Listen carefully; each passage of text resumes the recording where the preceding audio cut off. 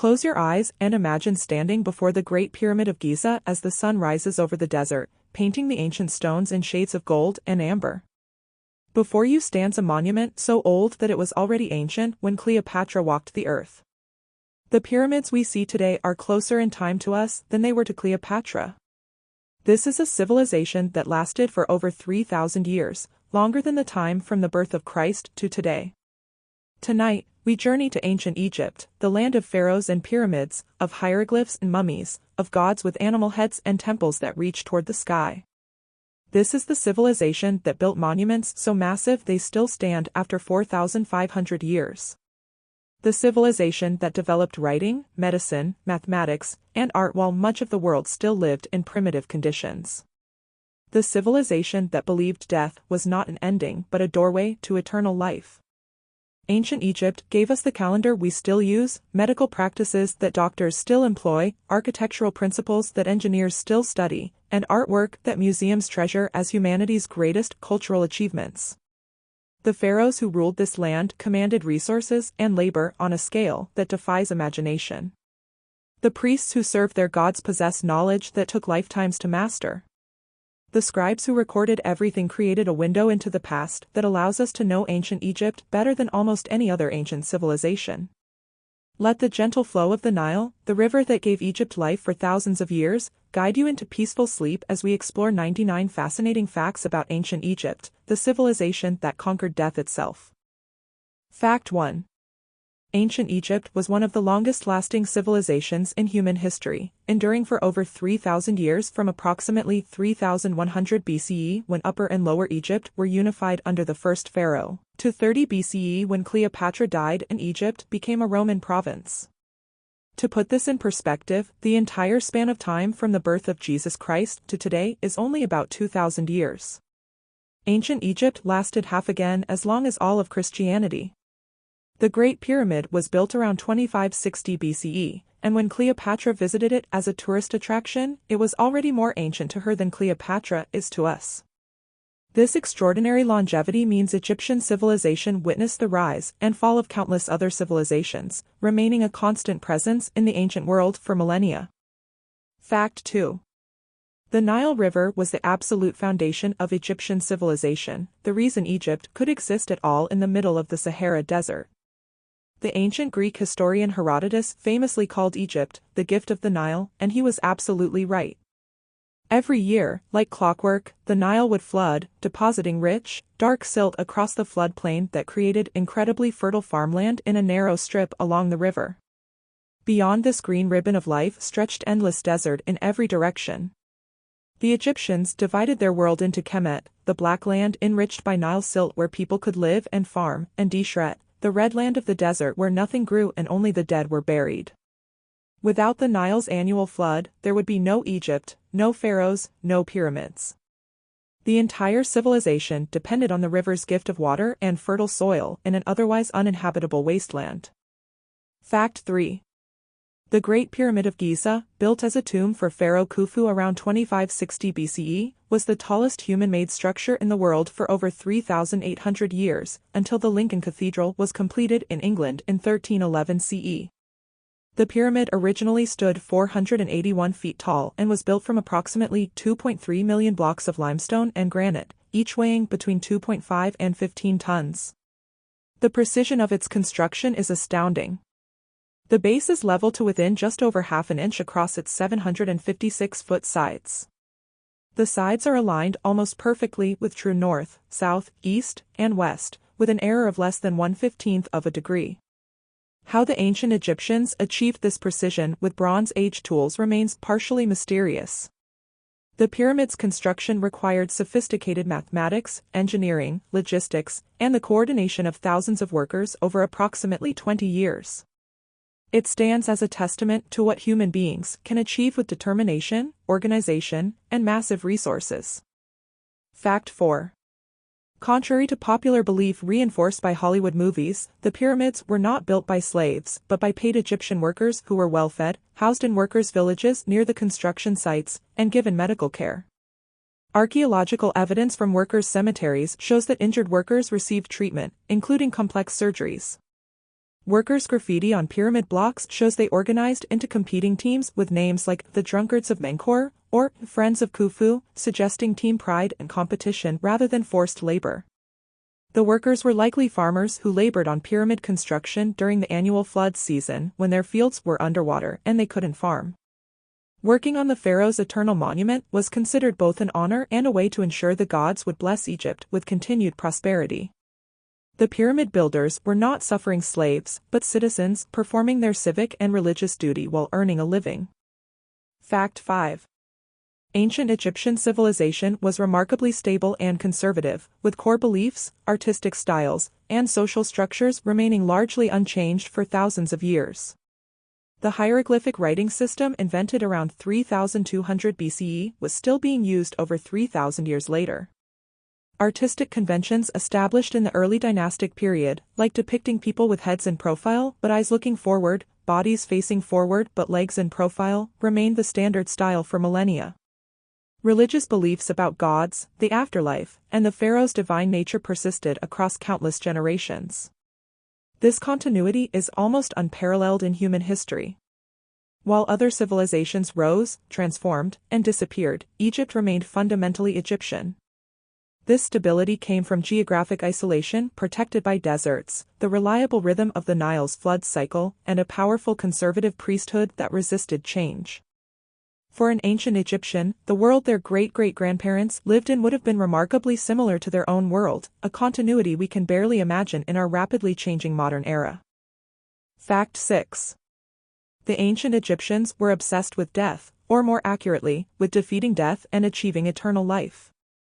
They developed the most sophisticated and elaborate burial practices of any ancient civilization, based on their belief that death was not an ending but a transition to another form of existence in the afterlife called the Field of Reeds, an idealized version of Egypt where the deceased would live forever.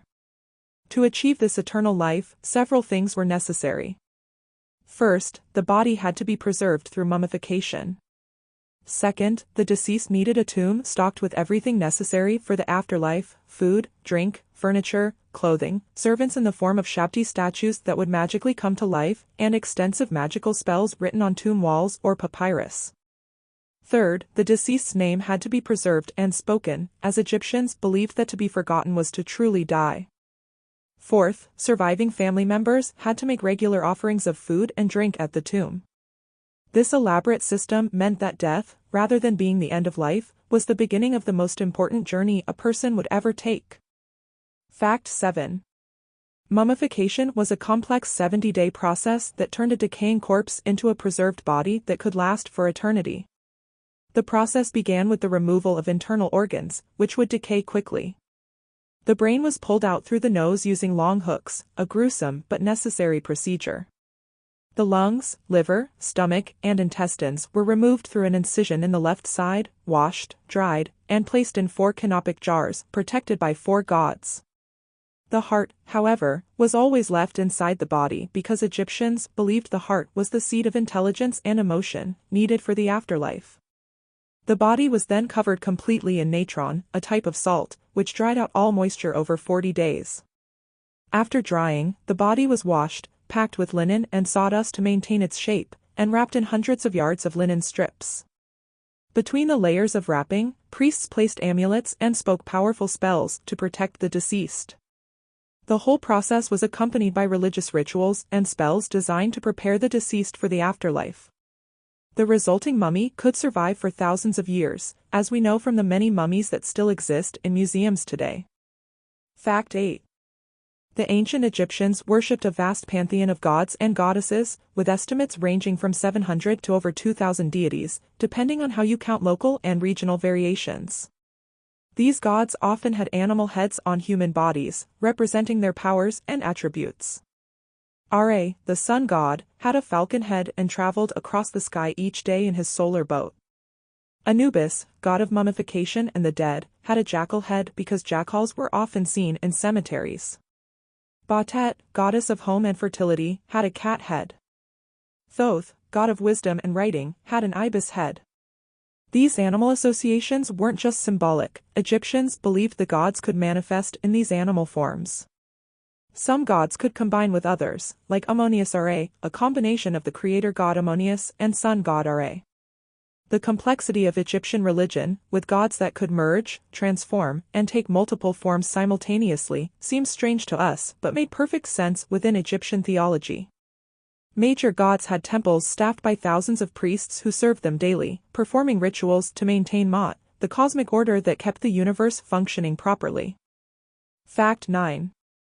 Pharaohs were not merely kings in the political sense but were considered living gods, the physical embodiment of Horus on earth and the son of Ra. This wasn't metaphorical. Egyptians literally believed their pharaoh was divine. The pharaoh's role was to maintain Ma'at, cosmic order and harmony, through correct religious rituals, proper governance, and military defense of Egypt's borders. When the pharaoh died, he became Osiris, god of the dead, and his son became the new Horus. This divine status meant that everything connected to the pharaoh was sacred. His image could not be shown in undignified situations.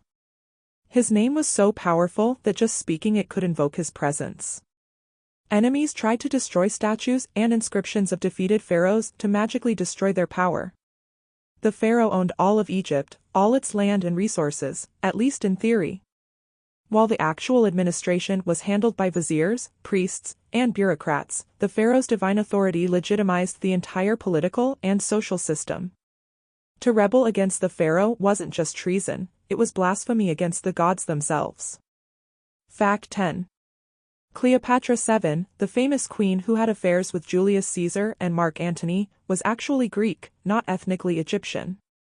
She was a member of the Ptolemaic dynasty, descended from Ptolemy, one of Alexander the Great's generals who took control of Egypt after Alexander's death in 323 BCE. The Ptolemies ruled Egypt for nearly 300 years but remained culturally Greek, speaking Greek, following Greek customs, and often marrying their own siblings to keep power in the family. Cleopatra was actually the first Ptolemaic ruler who bothered to learn the Egyptian language, which she spoke along with at least 8 other languages. Despite being Greek, she presented herself as a traditional Egyptian pharaoh, adopting Egyptian royal regalia and associating herself with Egyptian goddesses, particularly Isis. She was also the last pharaoh of ancient Egypt. After her death in 30 BCE, Egypt became a province of the Roman Empire, ending 3,000 years of pharaonic rule. Cleopatra's life was closer in time to the building of modern smartphones than to the building of the Great Pyramid, giving perspective on just how long Egyptian civilization endured. Fact 11. The Rosetta Stone, discovered in 1799 by French soldiers during Napoleon's invasion of Egypt, was the key that unlocked ancient Egyptian hieroglyphic writing after it had been unreadable for over 1,400 years. The stone contains the same text written in 3 scripts, hieroglyphics at the top, Demotic Egyptian in the middle, and Ancient Greek at the bottom. Because scholars could still read Ancient Greek, they could use it to decipher the other 2 scripts. The French scholar Jean-François Champollion finally cracked the hieroglyphic code in 1822, after years of painstaking work. Before this breakthrough, hieroglyphs were completely mysterious, their meaning lost when the last people who could read them died in the 4th century CE. The Rosetta Stone allowed scholars to finally read temple inscriptions, tomb texts, and papyrus documents, opening up ancient Egyptian civilization to modern understanding. Without this single stone, much of what we know about ancient Egypt would still be completely unknown. The stone itself, now in the British Museum, is one of the most visited objects in any museum worldwide. Fact 12. Ancient Egyptian women enjoyed more rights and freedoms than women in most ancient civilizations, though they were still not equal to men. Women could own property, buy and sell goods, make wills, enter into legal contracts, and even initiate divorce. They could work in many professions: priestesses, doctors, merchants, weavers, and more. A woman's property remained her own, it didn't automatically transfer to her husband upon marriage. If a woman was divorced or widowed, she kept her property. Women could inherit equally with men. In court, a woman's testimony was considered as valid as a man's. While positions of political power were usually reserved for men, there were several female pharaohs, most famously Hatshepsut, who ruled successfully for over 20 years. The title, Mistress of the House, was considered honorable and important. Egyptian art shows husbands and wives together as partners, with wives the same size as their husbands, unlike in some cultures where women were shown smaller to indicate lesser status. Compared to ancient Greece, where respectable women rarely left the house, or ancient Rome, where women remained under male guardianship their entire lives, ancient Egyptian women were remarkably independent. Fact 13. Hieroglyphic writing was not a primitive picture writing system, but a sophisticated writing system as complex as any alphabet. Hieroglyphs could be used in multiple ways, as logograms representing whole words, as phonetic symbols representing sounds, or as determinatives that clarify meaning. A single hieroglyph might have different meanings and uses depending on context. There were over 700 common hieroglyphs, and a fully literate scribe needed to know all of them plus many more rare symbols. Learning to read and write hieroglyphs required years of education, making literacy the privilege of a small elite, scribes, priests, and nobles. The word hieroglyph comes from Greek words meaning sacred carvings, reflecting how Greeks perceived these mysterious symbols.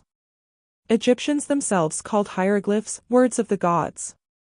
The writing system remained in use for over 3,500 years, one of the longest used writing systems in human history. 3 different scripts evolved: formal hieroglyphs for monuments and religious texts, hieratic cursive for everyday documents, and later demotic for even faster writing. Despite this complexity, or perhaps because of it, hieroglyphic writing served Egyptian civilization successfully for millennia. Fact 14. Ancient Egyptian medicine was surprisingly advanced for its time, combining practical treatments that actually worked with magical spells and prayers.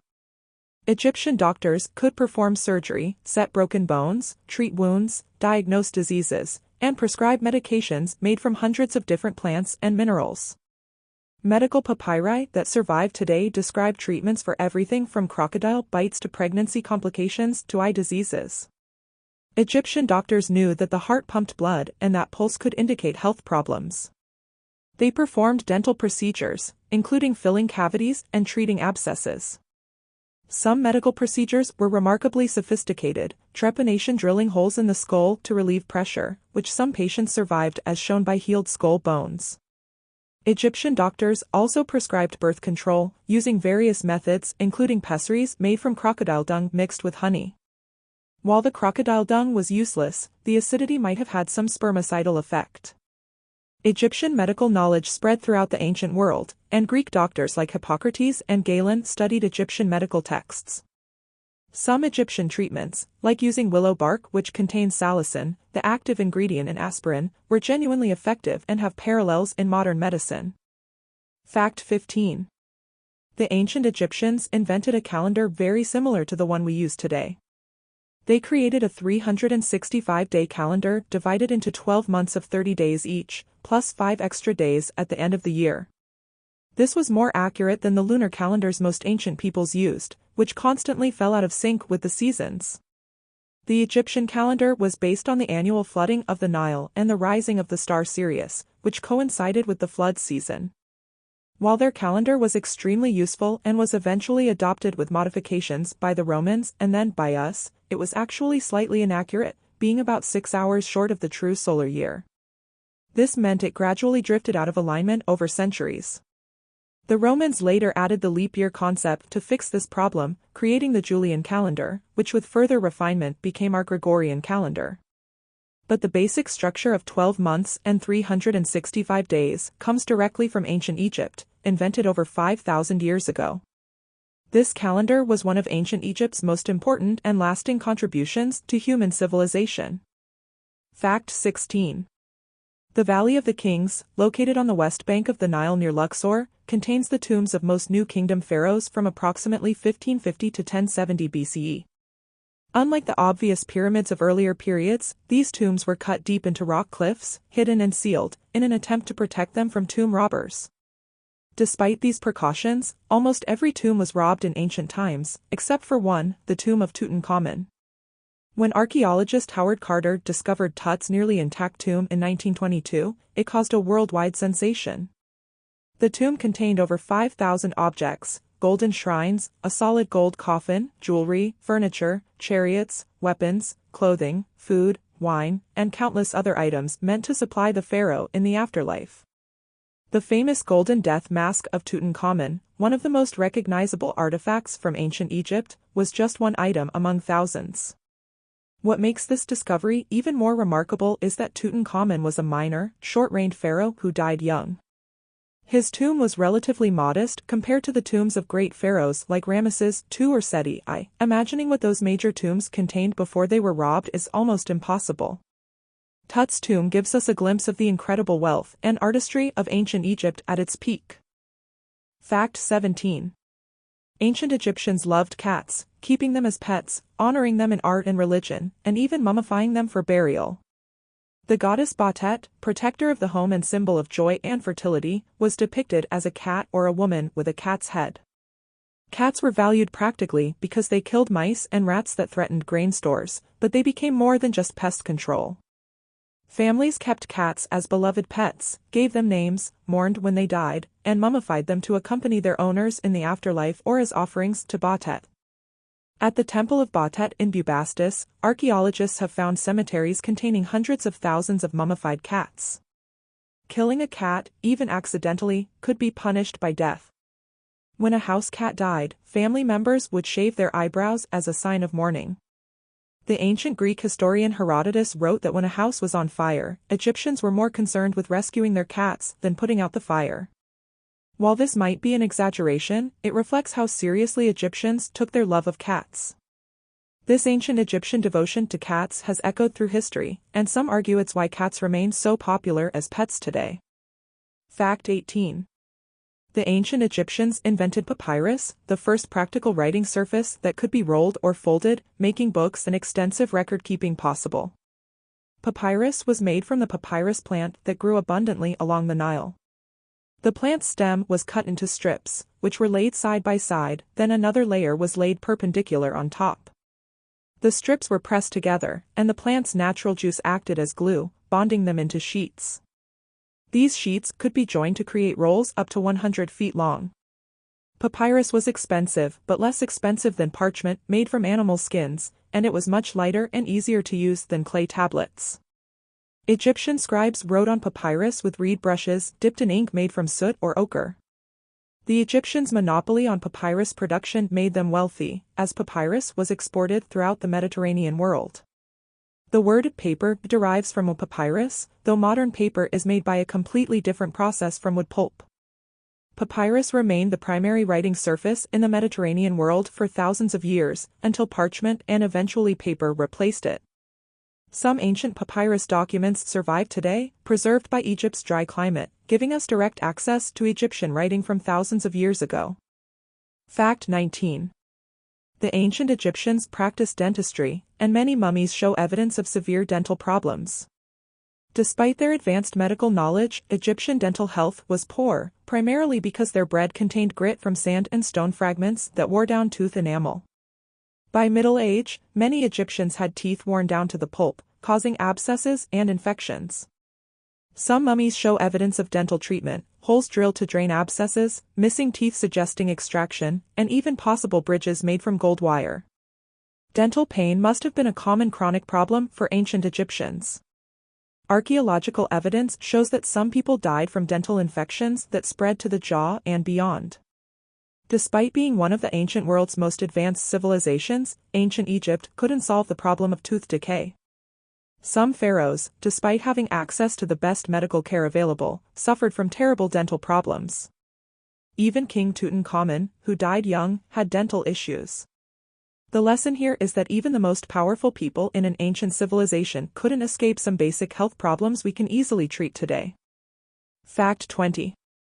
Egyptian slavery was different from the slavery of ancient Rome or the plantation slavery of the American South. While slaves existed in ancient Egypt, most workers, including those who built the pyramids, were not slaves but free Egyptians performing labor as a tax obligation or earning wages. Slaves were typically prisoners of war or people captured in foreign raids. They could be bought and sold, and they had few legal rights, but they could own property, marry free people, and even be freed. Some slaves served in elite households and held positions of some responsibility and trust. The vast majority of Egyptian agricultural and construction workers were not slaves, but farmers doing seasonal labor, conscripted workers fulfilling their civic duty, or paid laborers. While Egyptian society was certainly not egalitarian and included significant inequality, it was not primarily based on slave labor like some ancient civilizations. The stereotype of thousands of slaves being whipped while dragging pyramid blocks is Hollywood fiction, not historical reality. This doesn't mean ancient Egypt was not oppressive or exploitative in many ways, but its labor system was more complex than simply free versus slave. Fact 21. The ancient Egyptians invented a form of concrete more than 4,000 years ago, though it was different from modern concrete. They created a material by crushing limestone, mixing it with desert sands and various minerals, adding water, and then packing this mixture into molds.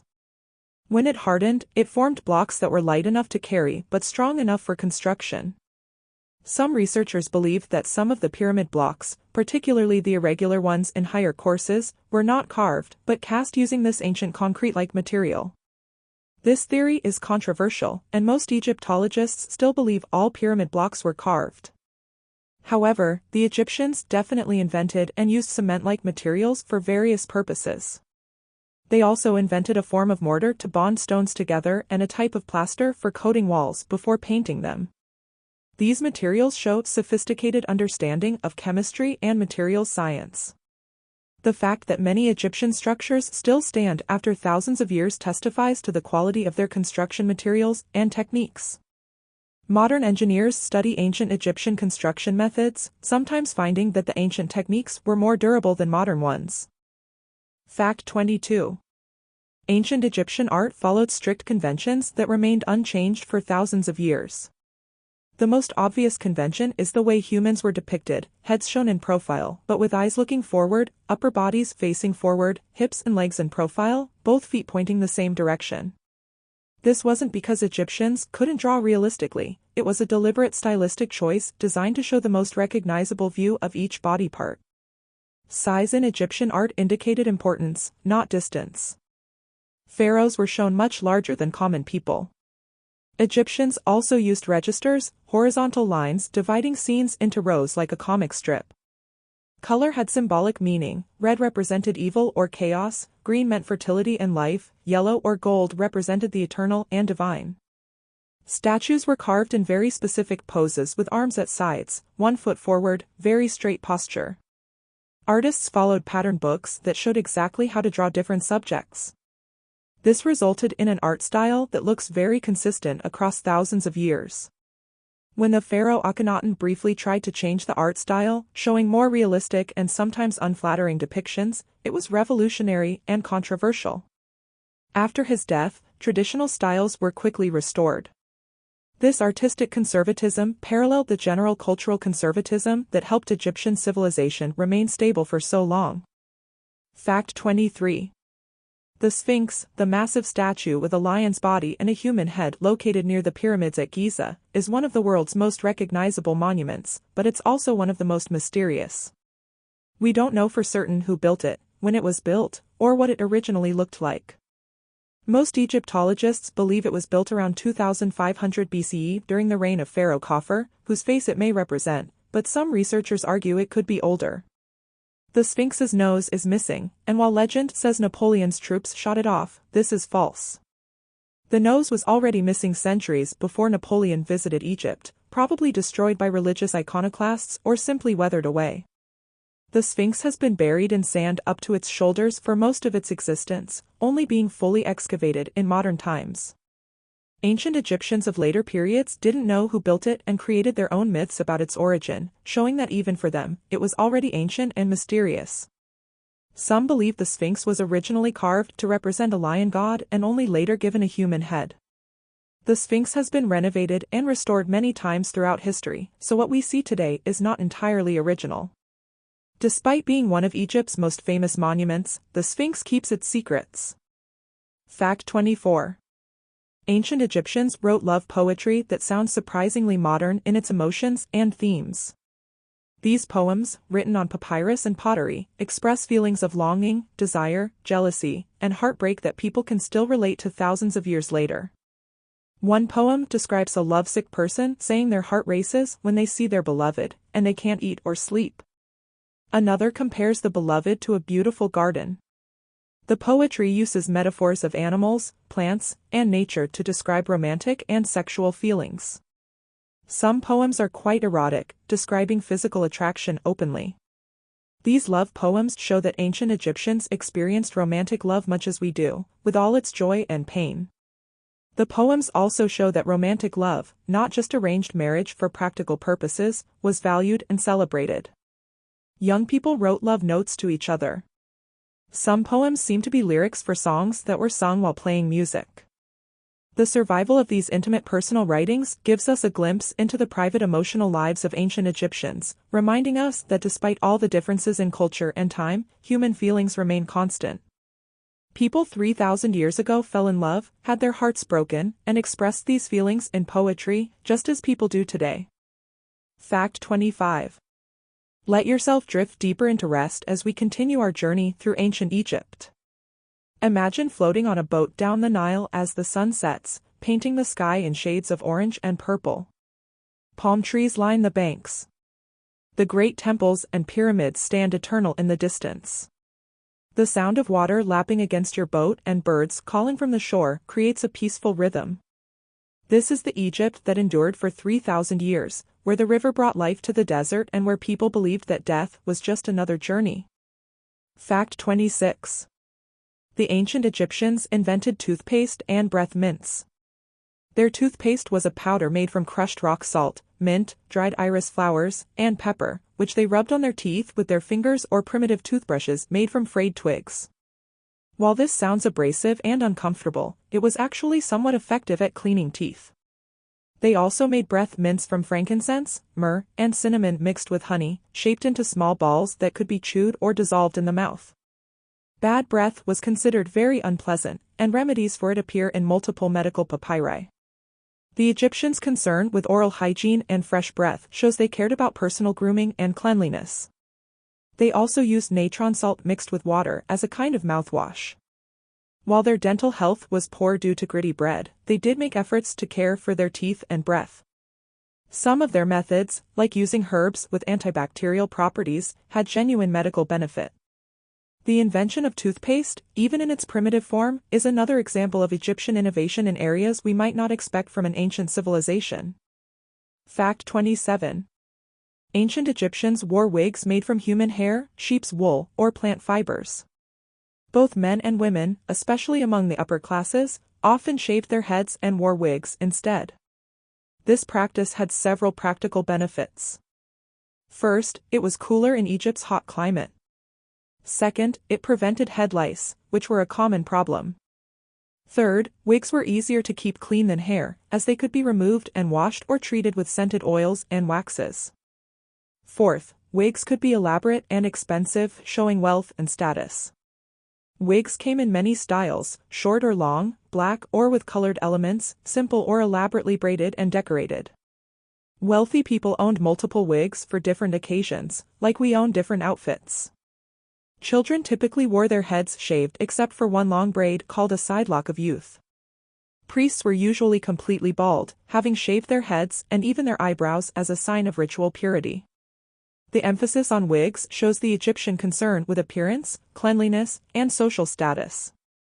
It also shows their practical solutions to environmental challenges, turning what could have been a hygiene problem into an opportunity for fashion and display. Fact 28. The ancient Egyptians played board games, with the most popular being Senet, a game that has been found in tombs dating back to 3100 BCE.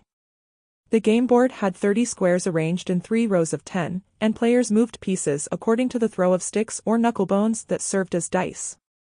Senet was more than just entertainment, it had religious significance. The game was believed to be a symbolic representation of the journey through the afterlife. Some squares on the board represented good fortune or beneficial gods, while others represented dangers or harmful forces. Tomb paintings show deceased people playing Senet, sometimes against their living relatives, sometimes against spiritual opponents in the afterlife. Another popular game was Mehen, played on a circular board shaped like a coiled snake. Board games were enjoyed by people at all levels of society, from pharaohs who played on ornate boards made of precious materials, to common people who scratched game boards onto stones or played in the dirt. The game pieces and boards found in Tutankhamun's tomb show the fine artistry that could go into gaming equipment for the elite. That ancient Egyptians played board games for fun reminds us that they valued leisure, entertainment, and competition, just as we do. Fact 29. Ancient Egyptian children played with toys that would be recognizable to modern children: dolls, balls, toy animals, spinning tops, and board games. Archaeological excavations have found wooden toys including boats, animals with movable parts, and dolls made from clay, wood, or scraps of cloth. Some dolls had hair made from strings of clay or wooden beads. Balls were made from leather sewn together and stuffed with straw or reeds. Children played games we would recognize, like tug-of-war and leapfrog. They had toy weapons for playing warrior games. Wealthy children had more elaborate toys, including dolls with movable limbs and mechanical toys that could move when pulled on strings. Children's games and play mimicked adult activities. Girls played with dolls like mothers caring for babies, boys played with toy weapons and chariots like warriors and charioteers. Tomb paintings sometimes show children playing these games, giving us glimpses of ancient childhood. The fact that parents provided toys for their children, sometimes burying beloved toys with deceased children, shows that ancient Egyptians valued childhood as a special time and that parents cared about their children's happiness, not just their work contribution to the family. Fact 30. Ancient Egyptians believed that part of a person's soul, called the ka, needed regular offerings of food and drink to survive in the afterlife. This is why tomb walls show endless depictions of food, bread, beer, meat, vegetables, fruits, and more. These images weren't just decoration, they were magical insurance. If family members stopped bringing real food offerings, the images would magically come to life and provide sustenance for the deceased. Tombs include detailed menus listing hundreds of loaves of bread, jars of beer, cuts of meat, and other provisions. Some tombs contain false doors, magical portals where the deceased spirit could emerge to accept offerings. The offerings weren't limited to food. Tomb paintings show clothes, furniture, jewelry, servants, and everything else the deceased might need. The practice of making offerings continued for generations after death if a family remained wealthy and dutiful. Important officials endowed their tombs with land and personnel, creating permanent institutions to maintain offerings in perpetuity. This system shows the Egyptian belief that physical needs continued after death and that the living had obligations to the dead. It also ensured that priests and workers who maintained tombs had permanent employment, creating a large funerary economy that employed thousands. Fact 31. The ancient Egyptian afterlife was not guaranteed but had to be earned through proper burial, preservation of the body, knowledge of magical spells, and moral worthiness. The journey to the afterlife was dangerous, filled with demons, gates guarded by hostile beings, and numerous obstacles that required magic words and spells to overcome. To help the deceased navigate these dangers, the Egyptians developed the Book of the Dead, a collection of spells, prayers, and instructions, written on papyrus and buried with the deceased or painted on tomb walls. Different versions existed, and wealthy individuals could commission customized versions. The most critical moment in the afterlife journey was the weighing of the heart ceremony. The deceased's heart was placed on a scale and weighed against the feather of Ma'at, representing truth and justice. Anubis performed the weighing while Thoth recorded the result. If the heart was heavier than the feather, weighed down by sins and wrongdoing, it would be devoured by Ammit, a demon with the head of a crocodile, the body of a lion, and the hindquarters of a hippopotamus. The person would then cease to exist entirely. If the heart balanced with the feather, the deceased was deemed worthy and could proceed to the field of reeds for eternal life. This moral dimension of the afterlife shows that Egyptians believed in some form of divine justice, though the weighing ceremony could supposedly be passed by speaking the right spells rather than by actual moral behavior. Fact 32. Beer was a staple of the ancient Egyptian diet, consumed daily by everyone from pharaohs to laborers. Egyptian beer was thick, nutritious, and not very alcoholic, more like a liquid bread than modern beer. It was made from fermented bread made from barley or emmer wheat, partially baked, then crumbled into water and left to ferment. Dates or honey might be added for sweetness. Beer provided significant calories and nutrition, and because it was boiled during production, it was safer to drink than untreated water. Workers were often paid partially in beer rations, typically receiving several pints per day. The construction workers at Deir el-Medina who built royal tombs received beer as part of their wages, and they once went on strike when beer rations were delayed. Children drank beer, though possibly a weaker version. Beer was offered to the dead in tombs and to gods in temples. There were different grades of beer, with finest quality for the elite and lower quality for common people. Beer production was primarily done by women in homes and in larger breweries. The importance of beer in Egyptian society cannot be overstated. It was food, drink, payment, offering, and social lubricant all in one. The Egyptian word for beer was heket, and the hieroglyph for it appears constantly in written texts, emphasizing its central role in daily life. Fact 33. Egyptian queens held more political power than women in most ancient societies, and several women ruled as pharaohs in their own right. The most famous female pharaoh was Hatshepsut, who ruled for over 20 years around 1500 BCE during the 18th dynasty. She came to power as regent for her young stepson Thutmose III but then declared herself pharaoh, wearing the traditional false beard and male royal regalia in official images while everyone knew she was a woman. Her reign was peaceful and prosperous, marked by successful trading expeditions and ambitious building projects, including her magnificent mortuary temple at Deir el-Bahri. After her death, her stepson tried to erase her from history, defacing her monuments and removing her name from king lists, possibly to eliminate evidence that a woman had successfully ruled Egypt, which might encourage others to question male succession. Other female pharaohs included Sobenferu, who ruled in the 12th dynasty, and Tawisret in the 19th dynasty. These women show that while Egypt was definitely a patriarchal society, women could achieve supreme power in exceptional circumstances. Queens who didn't rule as pharaohs still wielded significant influence, advised their husbands, and sometimes ruled as regents for young sons. Queen Nefertiti may have ruled jointly with her husband Akhenaten or briefly after his death.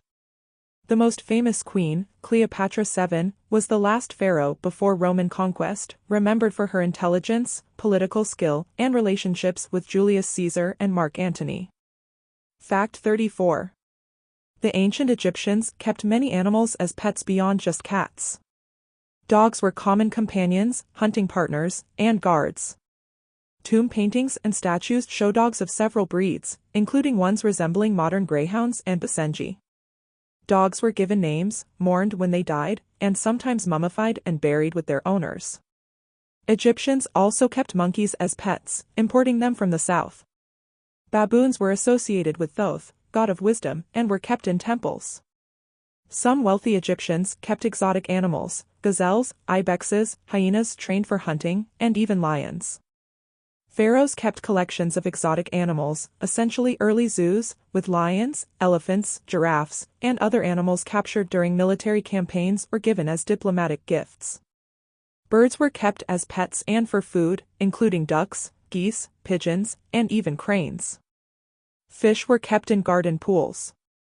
The Egyptians' relationship with animals went beyond practical use. They clearly valued animals as companions and were fascinated by the diversity of animal life. This love of animals was reflected in their religion, where most gods had animal associations, and their art, which depicted animals with careful observation and affection. Fact 35. Ancient Egyptian makeup was worn by both men and women and served practical as well as cosmetic purposes. The most distinctive Egyptian eye makeup was kohl, a black powder made from galena, a lead-based mineral applied around the eyes in dramatic lines extending from the outer corners. This wasn't just for beauty. The kohl reduced glare from the sun, similar to how modern athletes wear eye black. Recent research has shown that the lead compounds in kohl also had antibacterial properties that helped prevent eye infections, which were common in Egypt's dusty environment. Green eye paint made from malachite was also used. Red ochre served as rouge for cheeks and lips.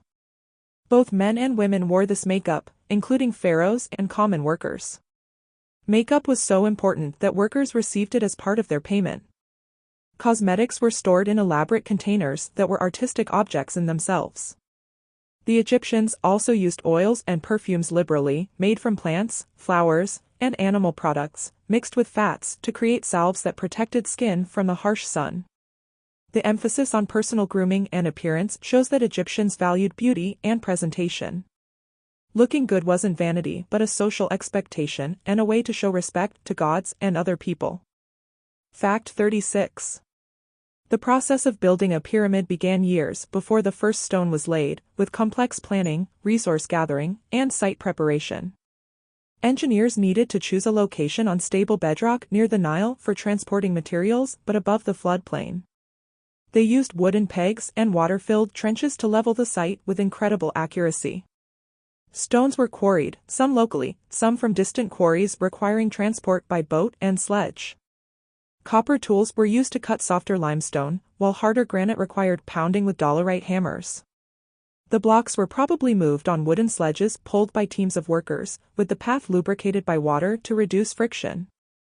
Recent experiments have confirmed that wetting the sand in front of a sledge reduces friction significantly, allowing fewer workers to pull heavier loads.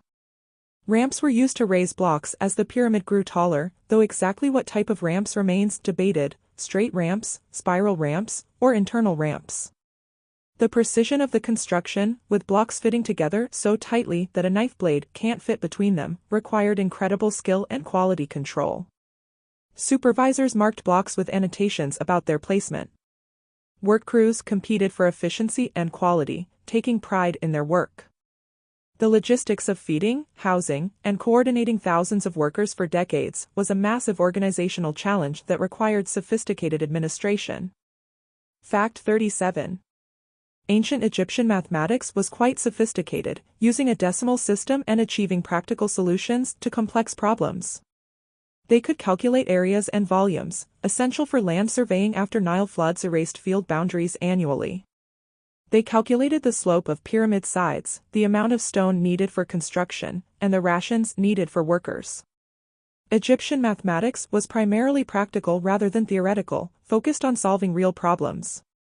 They used fractions, though they preferred unit fractions with 1 as the numerator.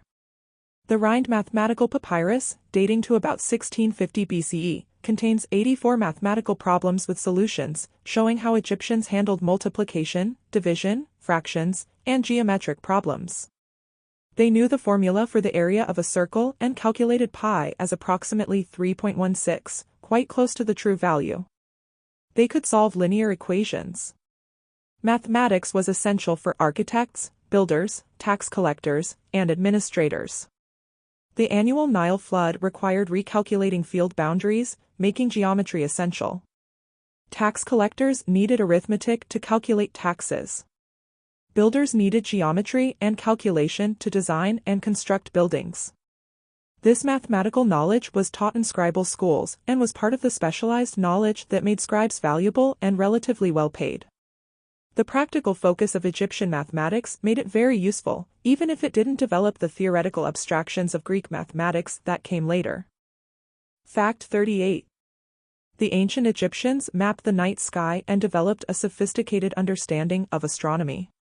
They identified constellations, tracked the movements of planets, and used astronomical observations for religious and practical purposes. The ceiling of the tomb of Seti I shows a detailed astronomical chart with stars and constellations. The Egyptians recognized 5 planets: Mercury, Venus, Mars, Jupiter, and Saturn, though they probably didn't understand that these were worlds like Earth. They knew the difference between planets, which moved against the background of stars, and stars, which maintained fixed positions relative to each other. The heliacal rising of the star Sirius, when it first became visible just before dawn after being hidden by the sun, coincided with the Nile flood and marked the beginning of the Egyptian year. This connection between astronomy and the crucial Nile flood gave astronomy religious and practical importance. Temples were often aligned with astronomical phenomena, with some temples designed so sunlight would illuminate inner sanctums only on specific days. The Egyptian calendar, the division of night into hours, and the practice of surveying land using sightings on stars all show practical applications of astronomical knowledge. While Egyptian astronomy was primarily observational and practical rather than theoretical, it was sophisticated enough to meet their civilization's needs and contributed to humanity's growing understanding of the cosmos. Fact 39. Scribes were among the most important people in ancient Egyptian society, forming a literate elite in a largely illiterate world. Learning to read and write hieroglyphs, hieratic, and later Demotic script required years of education in scribal schools, where boys typically between ages 5 and 16 memorized texts, practiced writing, and learned mathematics, geography, and foreign languages. School was strict, with corporal punishment for lazy students, and the training was difficult, but it offered social advancement. A scribe could rise to high positions regardless of birth, unlike in strictly hereditary systems. Scribes worked as accountants, tax collectors, record keepers, letter writers, estate managers, and administrators. They served in temples, government offices, and wealthy households. Senior scribes could become viziers or high priests. The phrase "be a scribe" appears in Egyptian wisdom literature as advice to young men seeking successful careers. Scribes carried their tools, reed brushes, ink cakes of red and black ink, and a palette, in a distinctive wooden case that became a symbol of their profession. Statues of scribes typically show them sitting cross-legged with a papyrus roll across their lap, ready to write. The profession of scribe was so respected that many wealthy men who weren't professional scribes had themselves depicted as scribes in their tomb statues, showing it was considered the ideal image of an educated, successful man. Fact 40. The ancient Egyptians created the first peace treaty in recorded history. After decades of conflict between Egypt and the Hittite Empire over control of Syria and neighboring regions, Pharaoh Ramesses II and Hittite king Hattusili III negotiated a treaty around 1259 BCE. Both sides had fought to a stalemate at the Battle of Kadesh, one of the largest chariot battles in history, with neither achieving decisive victory. Eventually, both rulers decided peace was preferable to continued expensive warfare. The treaty, written in both Egyptian and Hittite versions, established peace, defined borders, arranged for extradition of refugees, and created a defensive alliance where each side would help the other against enemies. The treaty was sealed by a diplomatic marriage, with Ramesses II marrying a Hittite princess. Copies of the treaty were recorded on temple walls in Egypt and on clay tablets in the Hittite capital. A copy now hangs in the United Nations headquarters in New York as the oldest known international peace agreement. The treaty held for the rest of both empires' existence, showing that ancient peoples were capable of diplomacy, compromise, and peaceful resolution of conflicts. This challenges the stereotype that ancient history was nothing but constant warfare. The treaty shows that ancient civilizations could be pragmatic, recognizing when peace served their interests better than war. Fact 41. Ancient Egyptian construction workers were organized into crews with names that show competition and pride in their work. At the Giza pyramids, work crews had names like Friends of Khufu, Drunkards of Menkaure, and Enduring Crown of Khufu. These crews were subdivided into smaller groups with names indicating their status or role. The organization was military style, with clear hierarchies and command structures. Workers marked stones with their crew names, essentially signing their work. This created competition between crews for speed, quality, and efficiency. The best crews received extra rations and honor. The fact that workers identified with their crews and took pride in their work contradicts the image of miserable slaves being whipped. These were organized workers who saw their labor as important, even prestigious. Building a pyramid was participating in a cosmic act, ensuring the pharaoh's successful journey to the afterlife and thus ensuring Egypt's prosperity through the pharaoh's divine favor. Workers from across Egypt came to work on royal projects, creating a shared national identity through collective effort on massive projects that benefited the entire nation, at least in theory.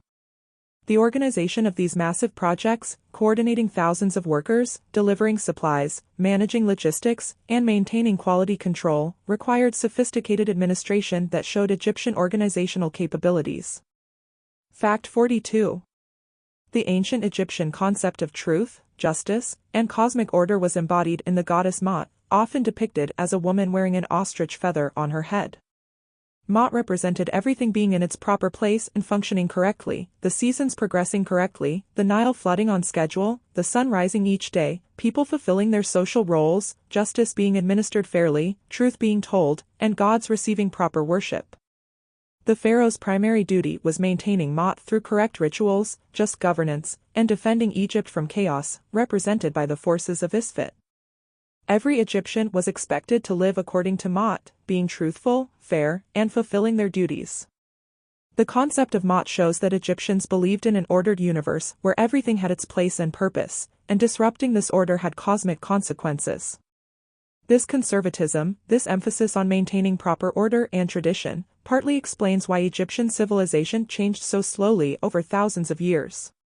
Change was viewed with suspicion as potentially disrupting Mot. The weighing of the heart against Mot's feather in the afterlife judgment shows that personal morality was linked to this cosmic order. Living according to Mot wasn't just about following rules, but about maintaining the fundamental order of the universe itself. Fact 43. Ancient Egyptians held elaborate religious festivals throughout the year, combining solemn rituals with public celebrations that included feasting, drinking, music, and dancing. The Opet festival, lasting several weeks, celebrated the annual flooding of the Nile and involved carrying statues of gods in sacred boats from Karnak Temple to Luxor Temple while crowds watched and participated. The beautiful festival of the valley involved visiting tombs of deceased relatives to make offerings and celebrate with picnics in the cemetery. The said festival, celebrating a pharaoh's 30th year of rule, involved ceremonies meant to magically renew the pharaoh's strength. Some festivals included mystery plays reenacting myths, processions through streets, public offerings of food, and distribution of beer and bread to crowds. Festivals broke the routine of daily life and reinforced religious beliefs through participatory ritual. They also demonstrated the pharaoh's generosity and the temple's wealth. Festival days were holidays when work stopped and people enjoyed themselves. The Egyptian calendar included numerous festival days throughout the year. These festivals show that Egyptian religion wasn't just formal temple rituals performed by priests but involved the broader population in celebrations that mixed religious devotion with communal enjoyment, music, food, and drink. Fact 44. The ancient Egyptians invented locks and keys over 4,000 years ago. These were wooden pin locks, quite different from modern metal locks but using similar principles. The lock consisted of a wooden bolt with holes, with pins that dropped into the holes to secure the bolt. A wooden key with pegs matching the holes would lift the pins, allowing the bolt to slide open. These locks were used on doors and boxes containing valuable items. The invention shows Egyptian concern with security and property rights. Locked doors and boxes meant that possessions could be secured, giving people confidence that their property was protected. The existence of locks implies that theft was a concern and that Egyptian society had developed enough wealth and personal property for security measures to be necessary. Locks also appear in temples and tombs, protecting sacred or valuable items. The technology spread from Egypt to other ancient civilizations. The invention of locks is one of many Egyptian innovations that we take for granted today, barely recognizing that someone had to invent this technology thousands of years ago. Fact 45. As you continue drifting deeper into peaceful rest, imagine standing in an ancient Egyptian temple at sunset. The light streams through great pillars, casting long shadows across stone floors worn smooth by countless feet over thousands of years. The air is cool and smells of incense. The walls are covered in colorful hieroglyphs and paintings showing gods, pharaohs, and eternal scenes of life and death. Outside, the Nile flows as it has for millions of years, bringing life to the desert. This is ancient Egypt, a civilization that mastered death, built for eternity, and left monuments that still speak to us across vast gulfs of time. Fact 46. The ancient Egyptians practiced advanced surgery, including trepanation, drilling holes in the skull, amputation of limbs, and treatment of complex wounds and fractures. Medical papyri describe surgical procedures in detail, including step-by-step instructions. Surgeons used bronze or copper instruments including scalpels, hooks, saws, forceps, and scissors. They understood the importance of cleanliness, washing wounds and instruments. They used various substances as antiseptics, including honey, which actually has antibacterial properties. They could cauterize wounds with hot metal to stop bleeding. They knew how to suture wounds closed. They set broken bones using splints made from wood, bark, or compressed linen. Egyptian surgeons recognized different types of wounds and fractures and knew which ones they could treat successfully and which were beyond their ability to heal. The Edwin Smith Papyrus, a medical text from around 1600 BCE, describes 48 cases of injuries and surgical treatments, including head, neck, and chest injuries, methodically describing each case's symptoms, diagnosis, and treatment. The text is remarkably rational and scientific in approach, considering causes and effects without invoking magic for most cases. This shows that Egyptian medicine, while including magical elements, also had a genuine scientific component based on observation and accumulated practical experience. Fact 47. Ancient Egyptian homes were made primarily from mud bricks dried in the sun, while temples and tombs were built from stone. This is why temples and tombs survived while homes did not. Stone endures, mud brick crumbles.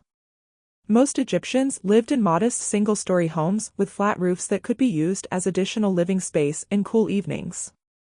Homes typically had several rooms, a living area, sleeping areas, and storage rooms. Wealthier homes were larger with courtyards, gardens, wells, and sometimes bathrooms. Furniture included beds, chairs, stools, chests for storage, and small tables. Beds had wooden frames with woven reed or rope mattresses, with linen sheets and headrests instead of pillows. Houses had small windows set high in walls to provide ventilation while keeping out direct sunlight. Walls were often whitewashed and sometimes decorated with painted designs. Cooking was done in courtyards or on roofs to keep smoke out of living areas. The houses of workers at Deir el-Medina, extensively excavated, show typical layouts and provide insights into daily life. While we romanticize Egyptian palaces and temples, most Egyptians lived in relatively simple homes, focused on shelter from heat and providing basic comfort rather than luxury. Fact 48. The ancient Egyptians worshipped many local gods in addition to the major national deities, with each town and region having patron gods particular to that area. Sobuk the crocodile god was particularly honored in the Fayum region where crocodiles were common. Horus was the primary god of Edfu. Ptah was the chief god of Memphis. These local gods had their own temples, priesthoods, and festivals. Sometimes local gods were merged with national gods, creating hybrid deities like Sobuk-Are. This local religious diversity meant that Egyptian religion was not monolithic, but varied considerably from place to place. A person moving from one region to another might encounter gods they'd never heard of being treated as supremely important. This religious complexity, with hundreds or thousands of gods, depending on how you count them, seems strange to modern monotheists but made sense in Egyptian theological thinking, where different gods controlled different aspects of reality and could be more or less important depending on context. The multiplicity of gods also provided flexibility, allowing Egyptian religion to absorb foreign gods when Egypt conquered or traded with neighboring peoples. Foreign gods could be identified with Egyptian gods or simply added to the pantheon. Fact 49. Pharaoh Akhenaten, who ruled around 1350 BCE, attempted a revolutionary religious reform, establishing worship of the sun disk Aten as the sole god and suppressing worship of other gods, particularly Ammonius-Are. This was the world's first attempt at monotheism or at least monolatry. Akhenaten closed temples, dismissed priests, and redirected temple wealth to Aten worship. He built a new capital city, Akhetaten modern Amarna dedicated to Aten. The king changed his own name from Amenhotep meaning Ammonius is satisfied to Akhenaten meaning effective for Aten. Art style changed dramatically, showing more realistic and sometimes unflattering depictions. This revolution was deeply unpopular with the powerful Ammonius priesthood and probably most Egyptians who wanted to continue worshipping traditional gods. After Akhenaten's death, his successors quickly reversed his reforms, restored traditional religion, abandoned his capital, and attempted to erase his memory. His son or successor, Tutankhamun, originally named Tutankhaten, changed his name to honor Ammonius instead of Aten. Akhenaten's experiment shows that even in conservative Egypt, dramatic change was possible, but it also shows how strong tradition and religious conservatism were. The failed revolution demonstrated that Egyptian polytheism was deeply embedded in society and couldn't be overturned even by a pharaoh's decree. Fact 50. The ancient Egyptians believed in magic as a real force that could be harnessed through proper spells, rituals, and amulets. Magic called Heka permeated Egyptian worldview and was not separate from religion or medicine but integrated with them. The god Heka personified magic and was present at creation. Spells could protect against snakes, scorpions, disease, demons, and curses. Amulets worn on the body provided magical protection. Names had magical power. Knowing someone's true name gave power over them, which is why gods had secret names. Images had magical power. Painting or carving something could make it real. Words had creative power. Saying something in the right way could make it happen. This magical worldview meant that Egyptians saw reality as malleable and responsive to proper manipulation through speech, writing, and ritual. Magicians were real professionals, different from priests but overlapping with them. Medical treatments typically combined practical procedures with magical spells. Architecture incorporated magical protection. Egyptians didn't distinguish sharply between magic, religion, and science as we do. Magic was part of how the universe worked, as natural as gravity. This belief in magic wasn't primitive superstition but a sophisticated system of belief about how reality functioned and how humans could influence their world. Fact 51. Ancient Egyptian art depicted an idealized vision rather than literal reality. People were shown young, healthy, and beautiful regardless of their actual appearance. Pharaohs were depicted as physically perfect, strong, and eternally youthful even when they were old or sick in reality. The purpose of art was not to document reality but to create an ideal eternal image. This is why Egyptian art can seem stiff and unrealistic to modern viewers. It was never meant to be realistic but to create perfection. When art showed people in their tombs, it showed them as they wished to be for eternity, not as they actually were. Statues were thought to house the deceased spirit, so they needed to show the person at their best. This idealization extended to scenes of daily life in tombs, which show perfect harvests, happy workers, abundant food, and prosperous conditions, representing an idealized version of how the deceased hoped their estate would function eternally. Occasionally, Egyptian art showed realism, like in some portraits of Akhenaten showing his unusual physical features, but this was the exception. The general rule was idealization. This approach to art reflected the Egyptian concern with eternity and perfection rather than the transient reality of the present moment. Fact 52. The famous curse supposedly associated with Tutankhamun's tomb, warning that those who disturb the pharaoh's rest would suffer death, is actually a modern myth. No such curse appears in Tutankhamun's tomb. The idea of a curse was created by newspapers seeking sensational stories after the tomb's discovery in 1922. When Lord Carnarvon, who funded the expedition, died of an infected mosquito bite several months after the tomb's opening, newspapers claimed the curse had struck.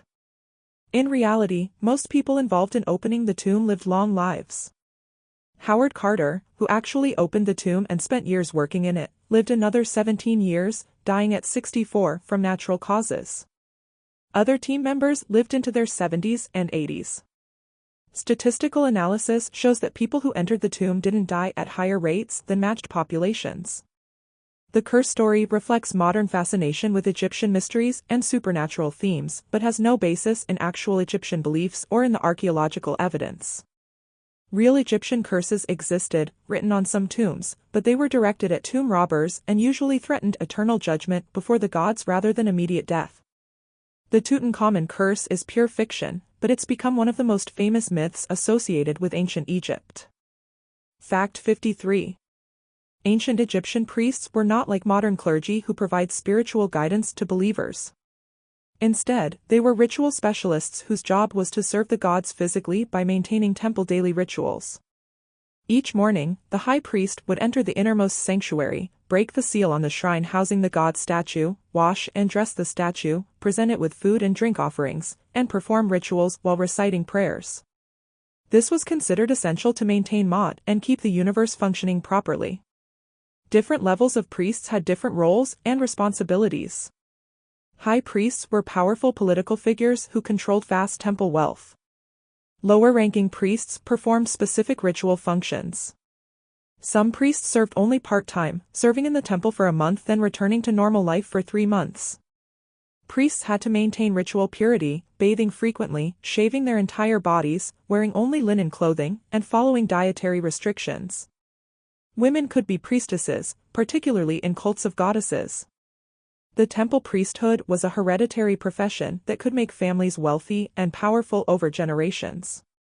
The massive temples employed not just priests but also scribes, guards, craftsmen, farmers, and administrators, creating religious institutions that were also major economic centers controlling significant portions of Egypt's wealth and land. Fact 54. The ancient Egyptians made extensive use of mathematics and engineering to manage water through irrigation systems. The annual Nile flood was essential for agriculture, but the water needed to be distributed across fields and stored for use throughout the year. Egyptians built canals, dikes, and reservoirs to control water flow. Shadufs, simple yet effective lever and bucket devices, lifted water from the river or canals to higher fields. Fields were divided by low mud banks into basins that could be flooded and drained systematically. The whole population participated in maintaining these systems, with labor obligations to clear canals and repair dikes. The government administered this system, with officials monitoring water distribution and resolving disputes over water rights. This water management was crucial. Without it, even the Nile's flood couldn't support Egypt's population. The system was so effective that it remained largely unchanged for thousands of years. Control of water also meant political power. Whoever controlled the canals controlled agricultural productivity and thus food supply. The need for coordinated water management at a large scale may have been one factor that led to the development of a unified, centralized government in Egypt. The irrigation system shows Egyptian engineering ability and organizational skill applied to solving a fundamental survival challenge. Fact 55. Ancient Egyptians enjoyed music and dancing as important parts of their culture, performed at religious ceremonies, festivals, banquets, and even during work. Tomb paintings show musicians playing harps, lutes, lyres, drums, flutes, and clappers. The exact sound of Egyptian music is lost since musical notation didn't exist, but we know they had professional musicians, often women, who performed at wealthy households and temples. Dancing was also important, with professional dancers performing at festivals and private celebrations. Some dances were sacred, performed as offerings to gods. Others were purely for entertainment. Egyptian culture valued music and dance enough that musicians and dancers were depicted in tombs, ensuring they would continue to perform for the deceased in the afterlife. Working songs helped coordinate labor on building projects, with rhythmic chants keeping workers moving together. Love songs were sung at private gatherings. Military bands accompanied armies, playing drums and trumpets. The presence of music throughout Egyptian life shows it was not just an elite pursuit but a popular art form enjoyed across society. Modern attempts to recreate ancient Egyptian music based on surviving instruments and paintings give us hints of what it might have sounded like, though the melodies and rhythms are largely lost to time. Fact 56. The ancient Egyptians had a sophisticated legal system with law courts, judges, and established legal procedures. The vizier served as the chief justice, but there were also local courts and specialized courts for different types of cases. Legal proceedings were recorded by scribes. Both parties in a dispute could present evidence and testimony. Physical evidence, documents, and witness testimony were all considered. In some cases, the parties would swear oaths by the gods, with the belief that gods would punish those who swore falsely. Judges could order beatings to extract confessions, a practice we find disturbing but which was common in ancient legal systems. Punishments for crimes included fines, forced labor, beating, mutilation, exile, and execution for serious crimes. The death penalty could be carried out by various means including beheading, burning, drowning, or being fed to crocodiles. Some criminals were forced to commit suicide rather than being executed by others. Land ownership was carefully documented, and contracts were written for various transactions. Women could appear in court and present cases. The emphasis on documentation means we have surviving legal papyri that let us see actual cases and how they were resolved. The existence of this legal system shows that Egyptian society valued order, justice, and the peaceful resolution of disputes through established procedures rather than violence and vendetta. Fact 57. Ancient Egyptians enjoyed hunting and fishing, both for food and for sport. The wealthy hunted in the desert margins for oryx, gazelles, ibexes, ostriches, and other animals. Hunting was done with bows and arrows, spears, or by using trained hunting dogs. Pharaohs hunted lions, demonstrating their courage and protecting Egypt from dangerous beasts. Tomb paintings show hunting in marshes from small boats, using throwing sticks to bring down ducks and geese, with trained cats retrieving the fallen birds. Fishing was done with nets, spears, or hooks and lines. The Nile teemed with fish including catfish, perch, and tilapia. Fish were eaten fresh, dried, or salted for preservation.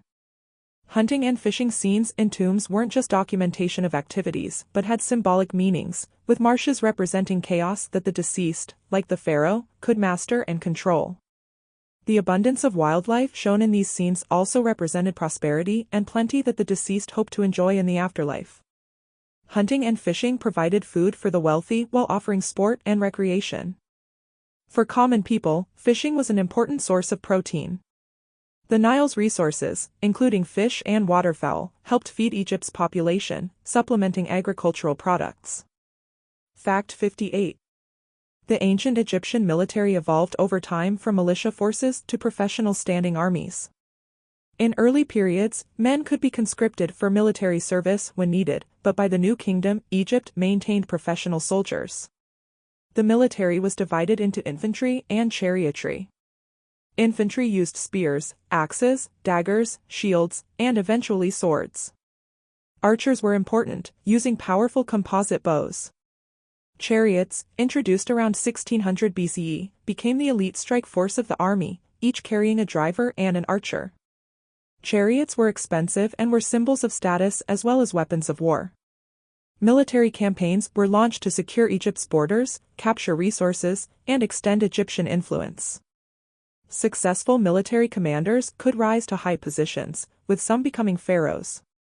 Soldiers received payment in land grants, rations, and plunder from conquered territories. Veterans enjoyed tax exemptions. The military wasn't just for external defense, it also served as police, guarded quarries and mines, and suppressed rebellions. Foreign mercenaries, including Nubians and later Greeks, served in Egyptian armies. The Egyptian military, while effective for long periods, eventually struggled against better equipped and more aggressive enemies, particularly as iron weapons replaced bronze and new tactics developed by foreign powers proved superior to Egyptian methods. Fact 59. Ancient Egyptians consumed bread and beer as dietary staples, with both rich and poor eating similar basic foods in different quantities and qualities.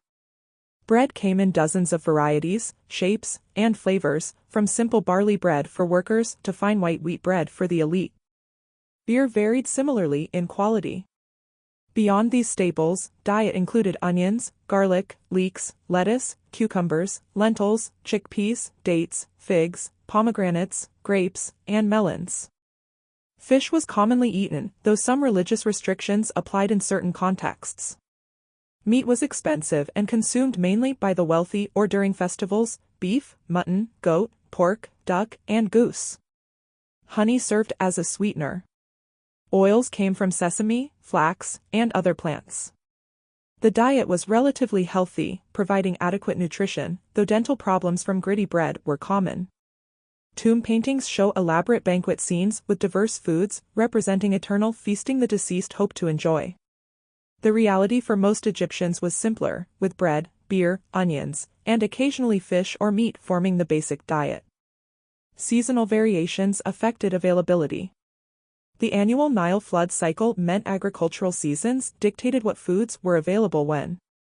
Egyptian cuisine influenced and was influenced by neighboring cultures through trade and conquest, incorporating foreign foods and exporting Egyptian products.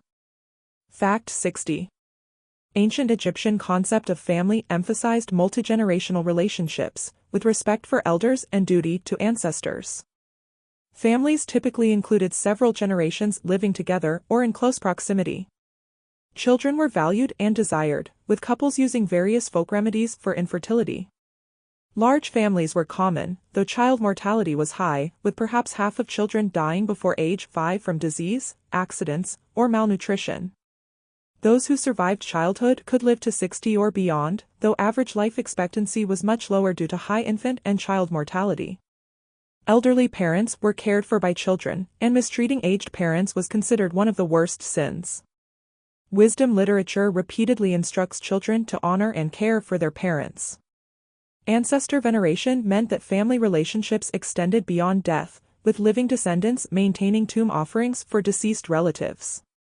Marriages were typically arranged by families, though love matches occurred. Polygamy was legal but rare except among the elite. Pharaohs and nobles sometimes married multiple wives and kept concubines. Divorce was possible, with property divided according to agreements. Children from elite families received education, with sons typically following their fathers' professions. Family identity and status were important, with people defining themselves by family connections as much as by individual achievement. Fact 61. The ancient Egyptians believed that names had power and that knowing someone's true name gave power over them. This is why gods had secret names known only to other gods. The concept of Ra, name, was one of the 5 elements that made up a person, along with Ka, Ba, shadow, and heart. Destroying someone's name was considered a way to destroy them, which is why enemies defaced cartouches containing pharaohs' names on monuments. Conversely, preserving and speaking someone's name kept them alive in memory and afterlife. This is why tomb inscriptions often end with a plea, "O you who live and exist, if you love life and hate death, you will speak my name." Priests performed rituals of speaking the deceased's name as offerings. Children were named with meanings that invoked gods or expressed wishes. Ammonius Hotep meant Ammonius is satisfied, Thutmose meant Thoth is born. The hieroglyphic cartouche, an oval encircling a pharaoh's name, was not just decoration but a magical protective device, guarding the powerful royal name. When Akhenaten tried to erase Ammonius worship, he had the god's name chiseled off monuments, attempting to destroy Ammonius through destroying his name.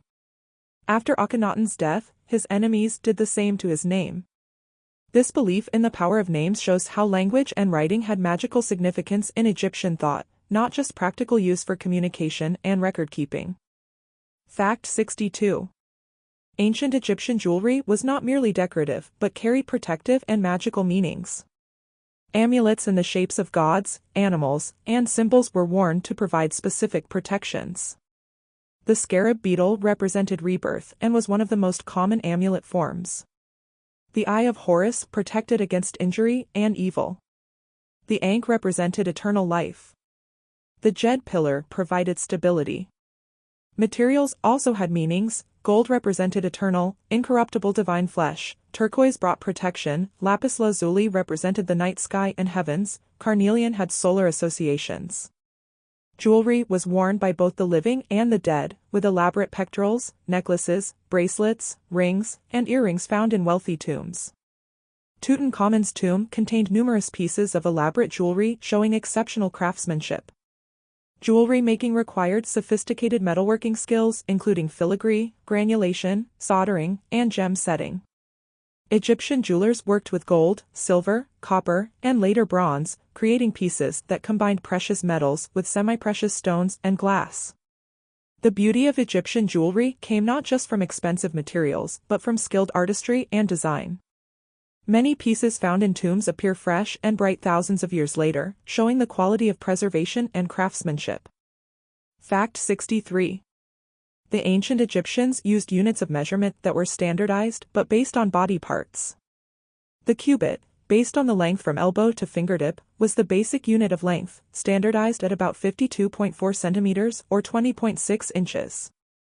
A royal cubit divided into 7 palms, each divided into 4 fingers, allowing for precise measurements. Cubit rods, physical standards carved from wood or stone, ensured consistency across Egypt. Weight was measured in deben, equivalent to about 91 grams, divided into 10 kite. Volume was measured in hin for liquids and heket for grain.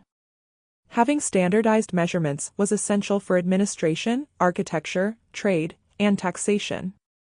Building plans were drawn to scale using these measurements. Land surveys used measured ropes to calculate field areas. Tax collectors used standard measures for grain collection. The precision of pyramid construction shows how accurately Egyptian builders could work using these measurements.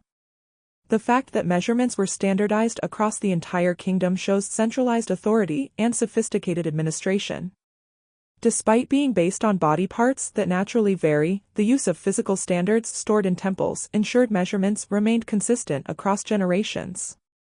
This measurement system was so successful it remained in use for thousands of years with only minor modifications. Fact 64. Ancient Egyptian society was hierarchical but offered some social mobility through education, military service, or temple service. At the top was the divine pharaoh, then the royal family, then the vizier and high officials, then priests, scribes, and nobles, then craftsmen and merchants, then farmers who formed the vast majority, and finally slaves and foreign captives at the bottom. However, this hierarchy wasn't completely rigid. A talented scribe from a farming family could rise through the bureaucracy. A successful military commander could be rewarded with land and titles. Marriage into higher status families could improve family standing. Wealth allowed people to hire tutors for their children, providing education that enabled upward mobility. However, most people remained in the social class they were born into, following their parents' professions. The system emphasized knowing one's place and fulfilling one's role. Wisdom literature constantly advises accepting one's station while working diligently. This social structure provided stability but limited individual freedom. People's lives were largely determined by birth, family connections, and the social role they inherited. Despite opportunities for mobility, Egyptian society was fundamentally conservative, valuing tradition and established order over social change or equality.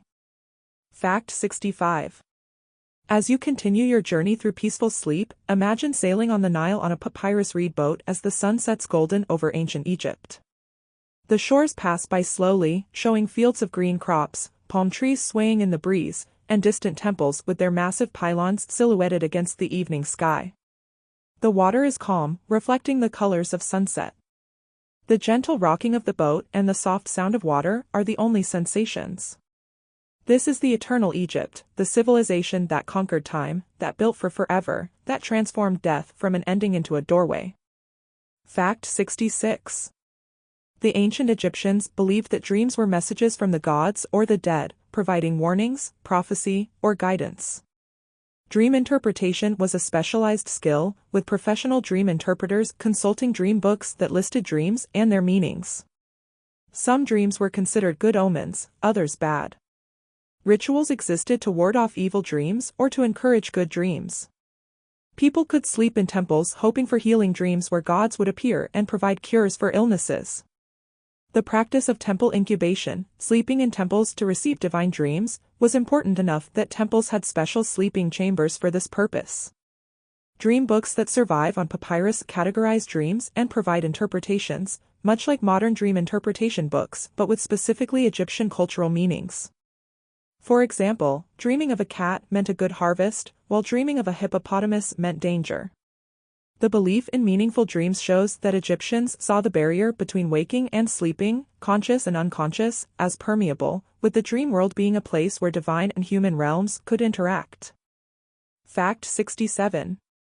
Ancient Egyptian perfumes and cosmetics were sophisticated products that required skilled preparation. Perfumes were made from flowers, resins, and spices mixed with fats or oils to create solid or semi-solid fragrant substances. Frankincense and myrrh, imported from Arabia, were highly valued. Lotus and water lily flowers provided scents. These perfumes served practical purposes like masking body odor and protecting skin from sun and dryness, but also had social and religious significance. Expensive perfumes indicated status. Perfumes were used in religious rituals and offered to gods. Both men and women used perfumes liberally. Cosmetic preparations included skin creams, hair treatments, and anti-wrinkle concoctions. Some recipes survive in papyri, showing ingredients and preparation methods. The cosmetics industry employed people from perfume makers to container craftsmen making elaborate jars. Egypt exported perfumes throughout the Mediterranean, contributing to its economy. The Egyptian reputation for sophisticated perfumes and cosmetics was so strong that even after Egypt fell to foreign conquerors, Egyptian-style cosmetics remained fashionable. The emphasis on fragrance and appearance shows Egyptian cultural values emphasizing cleanliness, beauty, and pleasant presentation in both life and death. Fact 68. Ancient Egyptian medical knowledge spread throughout the ancient world, influencing Greek, Roman, and Islamic medicine. Egyptian doctors studied anatomy through mummification experience, giving them knowledge of internal organs that many ancient cultures lacked. While they couldn't perform internal surgery, they understood organ locations and some functions. Their medical texts, like the Edwin Smith and Ebers papyri, show systematic approaches to diagnosis and treatment. They recognized that the pulse was related to the heart and that health problems could be diagnosed by examining pulse, though they didn't understand circulation as we do. They categorized diseases and recognized that some were contagious. Quarantine practices existed for certain diseases. Egyptian pharmaceutical knowledge included hundreds of medicines from plants, minerals, and animals, some genuinely effective. Willow bark containing salicin aspirin's precursor treated pain and inflammation. Honey used as a wound dressing has antibacterial properties confirmed by modern medicine. While many Egyptian remedies had no medical benefit, enough were effective that Egyptian medicine deserved its ancient reputation. Foreign rulers sought Egyptian physicians. Greek doctors studied in Egypt.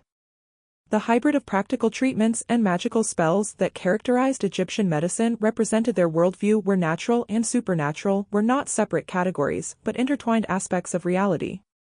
Fact 69. The ancient Egyptians developed glass-making technology, creating colorful glass objects including beads, amulets, vessels, and inlays for jewelry and furniture. Egyptian glass was made by melting silica sand with flux and lime at high temperatures, then adding metallic compounds to create colors: cobalt for blue, copper for turquoise, iron for yellow and green, manganese for purple. Early Egyptian glass was opaque, but they eventually developed techniques for transparent glass. Glass was expensive, valued nearly as much as precious stones, making it a luxury product for the elite. Glass vessels were formed around cores that were later removed, or by pressing glass into molds. The brilliant colors and glossy surface of Egyptian glass made it highly desirable. Egypt exported glass throughout the ancient world. Some glass beads and objects found thousands of miles from Egypt show the extent of trade networks. Glass eye inlays in statues gave them eerily lifelike appearances. The technical knowledge required for glass production, including achieving and controlling high temperatures and understanding how different substances affected color, shows sophisticated practical chemistry. While glass technology existed elsewhere, Egyptian glass was particularly renowned for quality and beauty. Glassmaking workshops have been excavated, revealing tools and techniques. Glass production declined after the Roman conquest as Roman glassmaking centers became dominant, but Egyptian contributions to glass technology influenced later developments. Fact 70. Ancient Egyptian farming was highly productive, allowing Egypt to support a large population and produce surpluses for trade and to feed those who didn't farm: priests, soldiers, scribes, craftsmen, and builders. The annual Nile flood was crucial, depositing fertile silt across the floodplain. After the flood receded, farmers plowed fields using wooden plows pulled by cattle, sowed seeds, and waited for crops to grow. Main crops were emmer wheat and barley for bread and beer, plus flax for linen. Farmers also grew vegetables in garden plots: onions, leeks, garlic, lettuce, cucumbers, lentils, and chickpeas. Date palms and other fruit trees provided dates, figs, pomegranates, and grapes. The agricultural calendar dictated life's rhythms, with 3 seasons: Ake flood, Parate growth, and Shimu harvest. During Ake, when fields were flooded, farmers often worked on royal building projects. The Egyptian government controlled agriculture through taxation, taking a portion of harvests to feed the bureaucracy and support non-agricultural activities. Grain storage in government warehouses protected against bad harvest years. The predictability of the Nile flood made Egyptian agriculture unusually reliable, but when floods were too low or too high, famine could occur. Agricultural success was so central to Egyptian prosperity that the pharaoh's primary duty was ensuring proper floods through maintaining Maat and performing correct rituals. Fact 71. The ancient Egyptians worshipped numerous animal species as sacred manifestations of gods or as divine beings themselves. Cats were sacred to Batet, ibises to Thoth, falcons to Horus, crocodiles to Sobuk, jackals to Anubis, rams to Ammonius, cows to Hathor, and bulls to Apis. These animals weren't just symbols but were believed to be actual physical manifestations of divine presence. Certain individual animals were identified as especially sacred and kept in temples, treated as living gods, mummified upon death with elaborate burial. The Apis bull, kept at Memphis, was one such sacred animal identified by specific markings. When an Apis bull died, all Egypt mourned, and priests searched for a replacement with the right markings. At some sites, entire species were mummified as offerings to associated gods. The sacred animal cemeteries at Saqqara contain thousands of mummified ibises, baboons, and other creatures. Killing a sacred animal could be punished by death. The worship of animals seems strange to outsiders and was mocked by Greeks and Romans, but for Egyptians, it made perfect sense within their theology where gods could take physical form. The animals weren't worshipped for being animals but as manifestations of divine power in physical form. This practice also reflected Egyptian observation and respect for nature, recognizing different animals' unique characteristics and associating them with different divine attributes. Fact 72.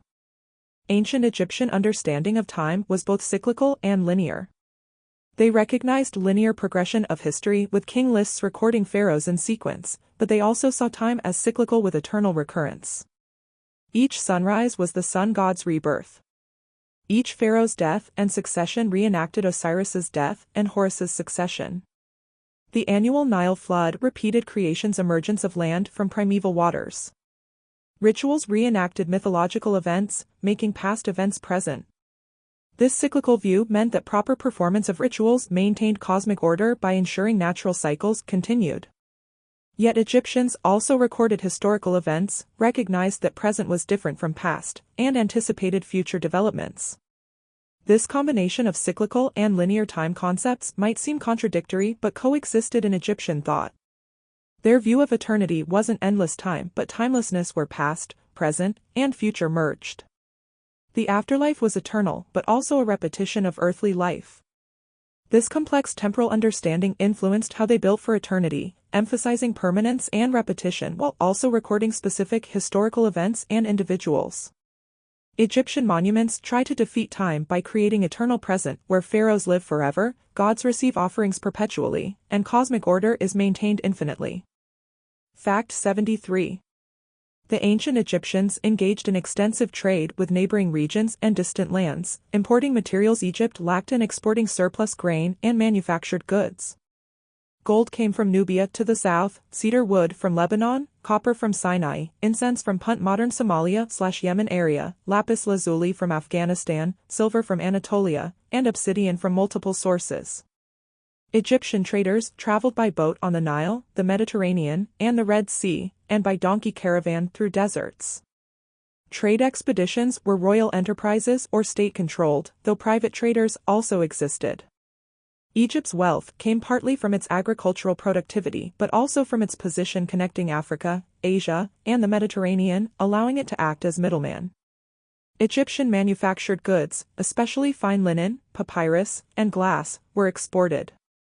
The Egyptians established trading posts and maintained diplomatic relations to facilitate trade. Trade brought not just goods but also foreign influences, ideas, and technologies that Egypt absorbed and adapted. However, Egyptian culture was so strong that foreign influences were incorporated into Egyptian patterns rather than transforming Egypt. The cosmopolitan nature of major cities, with foreign merchants, craftsmen, and slaves, contrasted with Egyptian cultural conservatism that maintained traditional ways despite contacts with diverse peoples. Fact 74. Ancient Egyptian medicine recognized that the heart was important for life but misunderstood its function, believing it was the center of intelligence and emotion while the brain was considered relatively unimportant. The brain was discarded during mummification while the heart was carefully preserved in the body. They believed the heart thought, remembered, and felt emotions. Medical texts describe the heart and blood vessels, noting that pulse could be felt throughout the body and that problems with heartbeat indicated illness. They recognized that the heart had to keep working for life to continue but didn't understand circulation. They thought vessels carried not just blood but also air, water, and other substances, and that blockages in vessels caused illness. Despite misunderstanding the cardiovascular system's actual function, Egyptian doctors could diagnose some heart problems from pulse examination and recognize that heart failure meant death. Their focus on the heart as the essence of the person, requiring preservation for afterlife, meant they studied it carefully even if their theoretical understanding was wrong. This shows how ancient medical knowledge could combine accurate observations with incorrect theoretical frameworks. Modern medicine considers the heart merely a pump, while Egyptian medicine considered it the essence of personhood, showing different cultures can understand the same organ very differently. Fact 75. The ancient Egyptian concept of sin and wrongdoing was based on isfet, chaos and disorder that opposed ma'at, truth, order, and justice. Wrong actions weren't violations of divine commandments, but disruptions of cosmic order. There was no systematic moral code like the Ten Commandments, but wisdom literature and tomb inscriptions list proper behaviors: honesty, justice, kindness to poor and weak, respect for parents and elders, proper worship of gods, and fulfilling social duties. The negative confession in the Book of the Dead lists 42 sins the deceased claims not to have committed. I have not killed, I have not stolen, I have not lied, I have not committed adultery, and so on. Whether these represented actual moral expectations or were merely ritual formulas to pass the heart-weighing judgment is debated. Certainly, actual behavior often fell short of ideals. Tomb robbery was common despite being considered deeply wrong. Officials enriched themselves through corruption. Pharaohs killed enemies ruthlessly despite ideals of justice. The gap between stated morality and actual behavior was probably as wide as in any society. Still, the emphasis on ma'at and the belief in judgment after death suggest Egyptians did believe in moral standards, even if imperfectly followed. The Egyptian moral worldview emphasized social harmony, proper behavior, and maintaining order rather than individual salvation or righteousness. Fact 76.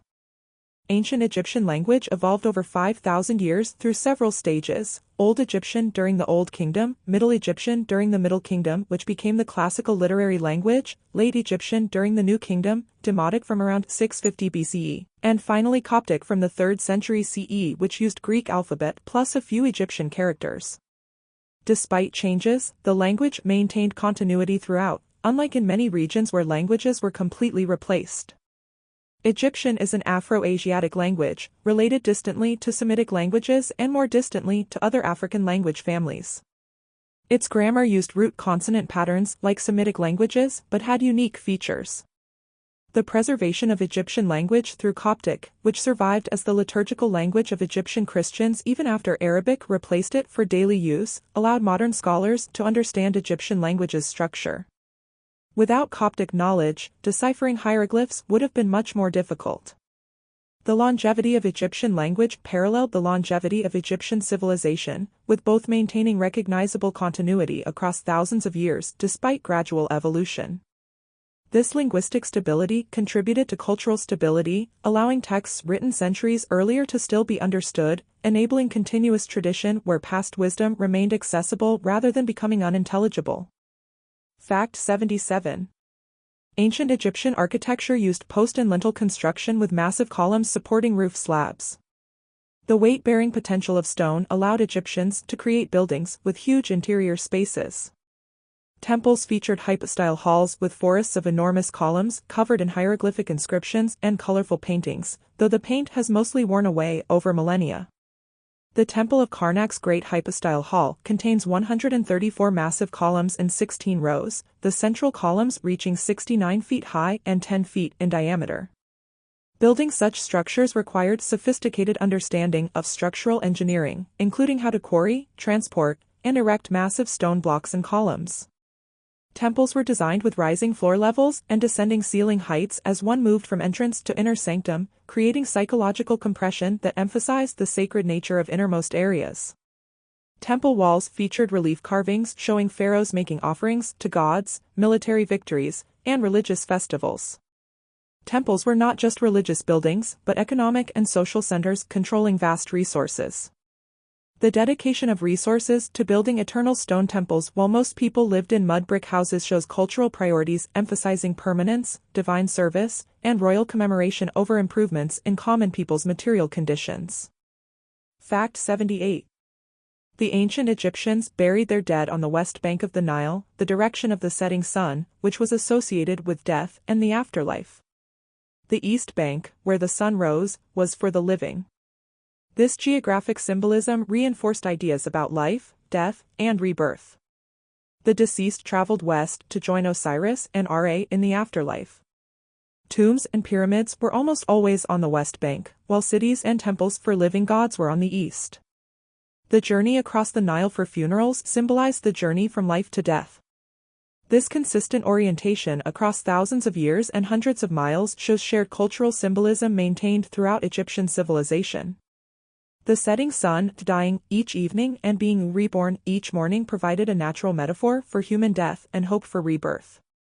The western desert, the red land where nothing lived, was the realm of the dead. Cemeteries were literally in the desert, beyond the green cultivation zone. This clear spatial division between living and dead, east and west, green and red, life and death, created a cosmic geography that Egyptians navigated both literally in laying out their cities and symbolically in understanding their world. Fact 79. Ancient Egyptian warfare evolved from relatively small-scale conflicts in early periods to massive military campaigns during the New Kingdom when Egypt created an empire. Pharaohs led armies personally, at least symbolically, with actual command often delegated to generals. Military campaigns were motivated by desire for resources, security of borders, glory, and captives for labor. Egyptian soldiers used various weapons, including bronze then iron axes, spears, daggers, swords, composite bows, and slings. Soldiers protected themselves with shields and sometimes leather or linen armor. Chariots provided mobility and strike force. Egyptian armies could number tens of thousands of soldiers. Military success brought plunder, slaves, tribute, and increased territory under Egyptian control. Military failures or weakness invited invasion. The decline of Egyptian power during the late period partly resulted from military weakness compared to rising powers with iron weapons and new tactics. The Egyptian military legacy is mixed, capable of conquering and holding empire during their peak, but eventually overwhelmed by more dynamic military cultures. The famous Battle of Kadesh between Ramesses II and the Hittites ended in stalemate despite Ramesses's propaganda claiming victory, showing Egyptian military had limits even at its peak. Fact 80. Ancient Egyptian concept of divine kingship meant that Pharaoh was simultaneously human and god, a paradox that seems illogical but made sense in Egyptian religious thinking. The pharaoh was Horus incarnate while living and became Osiris after death, while simultaneously being the son of Ra. This divine status was not metaphorical but literal. Pharaoh was God in human form. This theological position gave Pharaoh absolute authority in theory, though in practice, powerful priests, nobles, and officials limited royal power. The divine pharaoh performed rituals that maintained cosmic order. No one else could properly perform these vital ceremonies. Temple walls show Pharaoh alone making offerings to gods, even though in reality priests performed most rituals. This was because Pharaoh was the only proper intermediary between gods and humans. The pharaoh's divine nature required special language to describe him, with vocabulary avoiding direct reference. The pharaoh doesn't die, but joins the sun god, doesn't rule, but appears on the throne of Horus. Despite divine status, some pharaohs were clearly incompetent or weak, and Egypt sometimes fragmented when royal authority failed. The tension between Pharaoh's divine ideological status and actual human limitations shaped Egyptian politics, with officials trying to maintain fiction of divine rulership while managing practical governance. Fact 81. The ancient Egyptians mummified not just humans but also animals, both as beloved pets to accompany owners to afterlife and as offerings to gods. Millions of animal mummies have been found, including cats, dogs, monkeys, ibises, falcons, crocodiles, fish, snakes, scarab beetles, and shrews. Some were carefully mummified with the same techniques used for humans. Others were more simply preserved. Pet mummies were buried with or near their owners. Votive animal mummies were offered at temples, with pilgrims purchasing mummified animals to dedicate to gods. This created an industry of animal breeding, mummification, and sale. Some animal mummies contain only scraps of bone or are completely empty, suggesting fraud was not unknown. Sacred animals associated with gods, like the Apis bulls, received elaborate mummification and burial in huge sarcophagi in special cemeteries. The extent of animal mummification shows how seriously Egyptians took their religious beliefs and how their theology extended sacred status beyond humans to animals as manifestations of divine power. The animal mummy industry also shows Egyptian religion's commercialization, with temples essentially selling votive offerings to pilgrims, creating economic activity around religious devotion. Fact 82. Ancient Egyptian knowledge of astronomy allowed them to create an accurate calendar and to align buildings to celestial phenomena. They identified several constellations, though their star patterns differed from Greek constellations that became modern standard. They tracked planets' movements and recognized their difference from stars. The heliacal rising of Sirius, called Sopdet in Egyptian, signaled the Nile flood's arrival and began the year. Temples were often astronomically aligned, with some designed so sun-illuminated inner sanctums on specific dates. The Temple of Abu Simbel is aligned so sun illuminates statues of gods in the deepest sanctuary twice yearly, on dates possibly corresponding to Ramesses II's birthday and coronation. The Great Pyramid is aligned to cardinal directions with remarkable accuracy, requiring sophisticated astronomical observation to achieve. Egyptian priests served as astronomers, tracking celestial events and interpreting them religiously and practically. Astronomical knowledge was considered sacred, part of maintaining Ma'at through proper understanding of celestial order.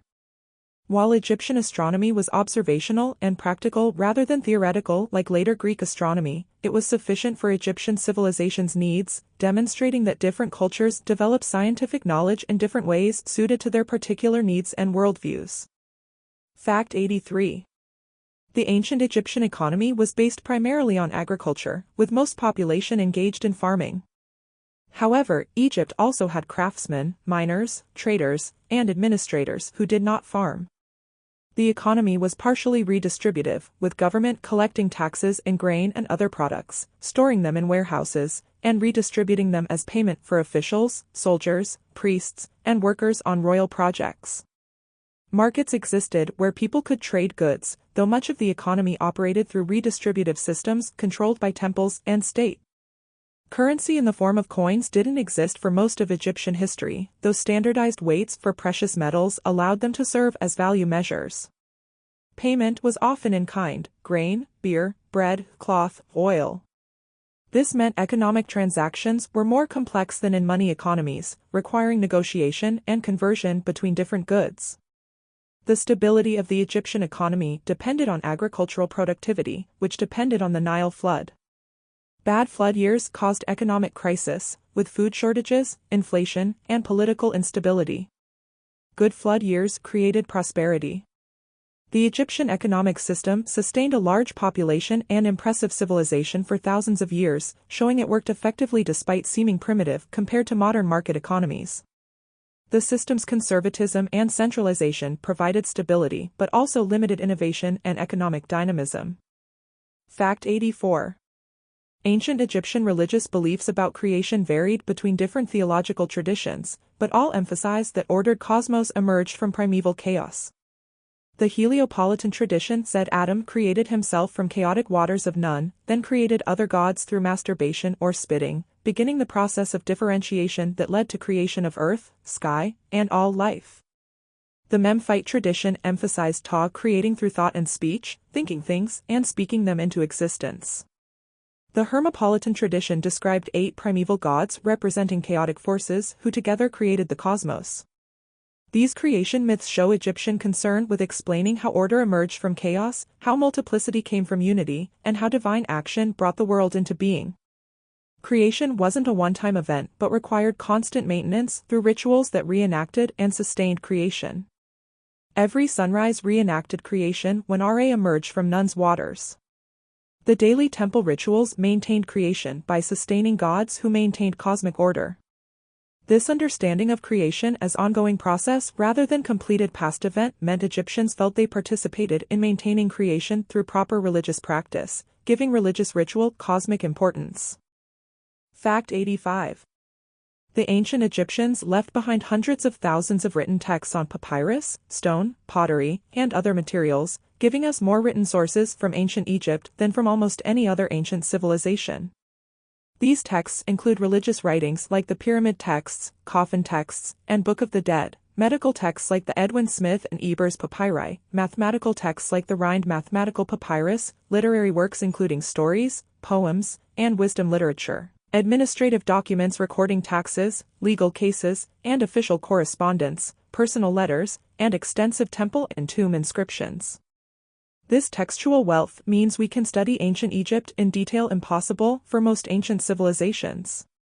We can read stories Egyptians told each other, personal letters between individuals, accounts of historical events from multiple perspectives, and intimate details of daily life.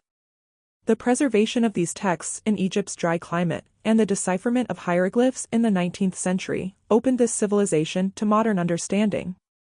However, most surviving texts reflect elite perspectives, written by and for the small literate minority. The vast majority of Egyptians left no written record, their lives documented only indirectly through archaeological remains and occasional mentions in elite texts. Still, the textual richness of Egyptian civilization means we know more about how ancient Egyptians thought, felt, and lived than we do about most ancient peoples. Fact 86. Ancient Egyptian women could own property independently, unlike in many ancient societies where women's property was controlled by male relatives. Women could buy and sell land and goods, enter into contracts, appear in court, and make wills. Property passed to daughters as well as sons in inheritance. A married woman's property remained hers, not automatically transferring to her husband. If widowed or divorced, she kept her property. This gave women economic independence unusual in ancient times. Women could work in many professions, though most worked in traditionally female roles like weaving, baking, and brewing. Some women worked as professional mourners, musicians, dancers, or servants. Women could serve as priestesses, particularly in goddess cults, though most priests were male. Women from wealthy families might oversee estates or businesses. The title, Mistress of the House, was respected, recognizing women's authority over household management. Royal women, queens, and princesses sometimes wielded significant political influence. A few women ruled as pharaohs. However, men dominated public life, politics, and military. Most high positions were reserved for men. Women's literacy rate was lower than men's. Despite legal rights, women faced social expectations limiting their roles. The contrast between legal equality in property rights and practical inequality in social status and opportunity shows that ancient Egypt was more complex in gender relations than simple narratives of either equality or oppression suggest. Fact 87. Ancient Egyptian slaves existed but were not the basis of the economy as in some ancient societies like Rome. Most slaves were war captives or people purchased from foreign traders. Slaves could be owned by individuals, temples, or the state. They performed domestic service, agricultural labor, or craft work. However, most agricultural workers and builders were not slaves but free Egyptians doing either corvée labor as tax obligation or working for wages. The pyramid builders, as discussed earlier, were not slaves. Slavery in Egypt was relatively limited compared to its scope in classical Greece or Rome. Slaves had few legal rights, could be bought and sold, and their children were born into slavery. However, slaves could own property, marry free people, and could be freed. Some freed slaves achieved positions of respect and responsibility. The scale of slavery increased during the New Kingdom when military conquests brought many foreign captives to Egypt. In earlier periods, slavery was even less common. The role of slavery in Egyptian economy was significant but not dominant, with free labor, both obligatory and paid, doing most work. This distinction matters because misconceptions about ancient Egypt often exaggerate slavery's role, particularly the false image of slaves building pyramids under whips, which archaeological and textual evidence contradicts. Fact 88. The ancient Egyptians achieved their remarkable civilization with Bronze Age technology, lacking steel tools, machinery, and the technological advantages of later civilizations. They worked with copper, bronze, stone tools, and human labor. The precision and scale of their achievements, from pyramids aligned to cardinal directions to delicate jewelry work to massive stone statues, all done without modern tools, demonstrates human capability when knowledge, skill, organization, and determination combine. They moved multi-ton stones without cranes or trucks, carved granite with copper tools and dolerite pounders, created art that still moves us millennia later with brushes and pigments, and built structures that have outlasted most subsequent civilizations' works. This should humble us, showing that technological advancement doesn't correlate simply with human achievement or wisdom. Ancient Egyptians with a primitive technology created a civilization that lasted 3,000 years, developed sophisticated mathematics, medicine, and engineering, and left monuments that inspire awe today. Modern civilization with vastly superior technology can't be confident of lasting as long or leaving works as enduring. Technology shapes capabilities but doesn't determine culture, achievement, or wisdom. The lesson from Egypt is that human ingenuity, determination, and social organization can achieve remarkable results regardless of technological level. Fact 89. Ancient Egyptian civilization eventually declined and fell to foreign conquerors, Persians, Greeks, and finally Romans. This raises the question of why a civilization that lasted 3,000 years eventually ended. Several factors contributed. Internal political fragmentation weakened Egypt, with power sometimes divided between competing rulers. Economic problems including inflation and resource depletion stressed the system. The conservative nature that had been Egypt's strength became weakness when external threats required rapid adaptation. Military technology and tactics evolved beyond Egypt's Bronze Age army, making it vulnerable to iron-equipped enemies. Egypt's geographic isolation, once protective, became less relevant as naval technology and land-based empires could project power across distances. Most fundamentally, the ideological basis of pharaonic rule, divine kingship maintaining cosmic order, lost credibility when foreign conquerors could defeat pharaohs and rule Egypt successfully. If Pharaoh was truly divine, how could foreigners conquer Egypt? When Alexander the Great conquered Egypt, he was accepted as pharaoh, showing Egyptian institutions could continue under foreign rulers, but this undermined the ethnic Egyptian basis of pharaonic ideology. Under Greek and Roman rule, Egyptian culture persisted, but pharaonic civilization proper had ended. The last temple dedicated to Egyptian gods was closed in the 6th century CE, and Egyptian religion, language, and cultural identity gradually gave way to Christianity and Islam, ending ancient Egyptian civilization's continuity that had lasted 3 millennia. Fact 90. Ancient Egypt's legacy profoundly influenced later civilizations and continues impacting modern culture. Egyptian mathematics and engineering influenced Greek and Roman knowledge. Egyptian medicine influenced Greek physicians. Egyptian religious concepts influenced Jewish, Christian, and Islamic thought, with possible connections between Egyptian monotheism experiments and Abrahamic monotheism, and Egyptian afterlife beliefs influencing Christian concepts of judgment and eternal life. Egyptian art influenced classical art through Greek intermediaries. Egyptian architecture influenced Western architecture, with obelisks and pyramidal forms appearing in buildings worldwide. The Egyptian revival, in architecture and design, has occurred repeatedly, from Roman times through Napoleon's expedition to modern Art Deco. Egyptian symbolism appears in Western esoteric traditions, Freemasonry, and occultism. Popular culture remains fascinated with Egypt, mummy movies, pyramid mysteries, pharaoh treasures, hieroglyphic mystique. Tourism to Egypt's monuments brings millions of visitors annually. Egyptian artifacts in museums worldwide draw crowds. This continuing fascination shows Egypt's power over imagination persists thousands of years after its fall. Part of Egypt's appeal is temporal distance creating mystery while abundant surviving evidence makes it knowable. Part is the allure of a civilization that seemed to conquer death through preservation and eternal monuments. Egypt represents humanity's earliest achievements in civilization, showing what humans could accomplish at civilization's dawn, inspiring both admiration and reflection on how far we've come and what we've lost. Fact 91. The ancient Egyptian approach to death, viewing it not as ending but transformation, challenges modern Western death-denying culture. Egyptians prepared for death throughout life, investing enormous resources in tombs and burial goods, writing instructions for navigating afterlife, and mummifying bodies to last forever. Rather than avoiding death's reality, they confronted it directly while denying its finality. This produced elaborate death rituals but also reduced death's terror. If death was simply transformation and journey, not annihilation, it could be faced with less fear. The extensive preparations demonstrated belief in personal immortality and life's continuance. Whether we find Egyptian death customs morbid or wise depends on our own beliefs about death and mortality.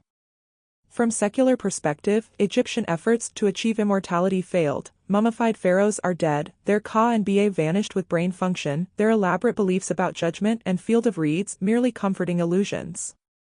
Yet Egyptian monuments remain while most modern people leave nothing behind, suggesting Egyptian approach to immortality through fame and monuments partly succeeded where physical preservation failed.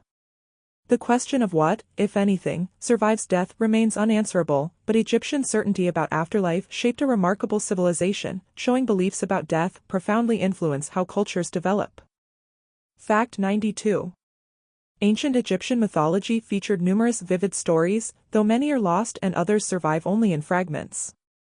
The Osiris myth, telling how Seth murdered Osiris, cut his body into pieces, and scattered them, how Isis searched for and reassembled the pieces, how she used magic to revive Osiris long enough to conceive Horus, how Horus grew up and battled Seth, eventually becoming king while Osiris ruled the underworld. This story was central to Egyptian religion, explaining death, resurrection, succession, and cosmic conflict between order and chaos.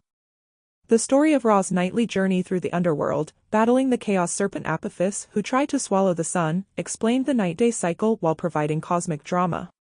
Stories about God's actions explained natural phenomena, justified religious practices, and provided moral examples. Egyptian mythology lacked a single authoritative text like the Bible or Quran. Instead, myths existed in multiple versions varying by region and era, with gods taking different forms and playing different roles.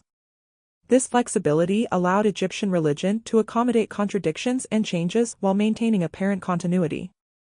The myths were not literal history but symbolic stories expressing truths about cosmos, society, and human experience.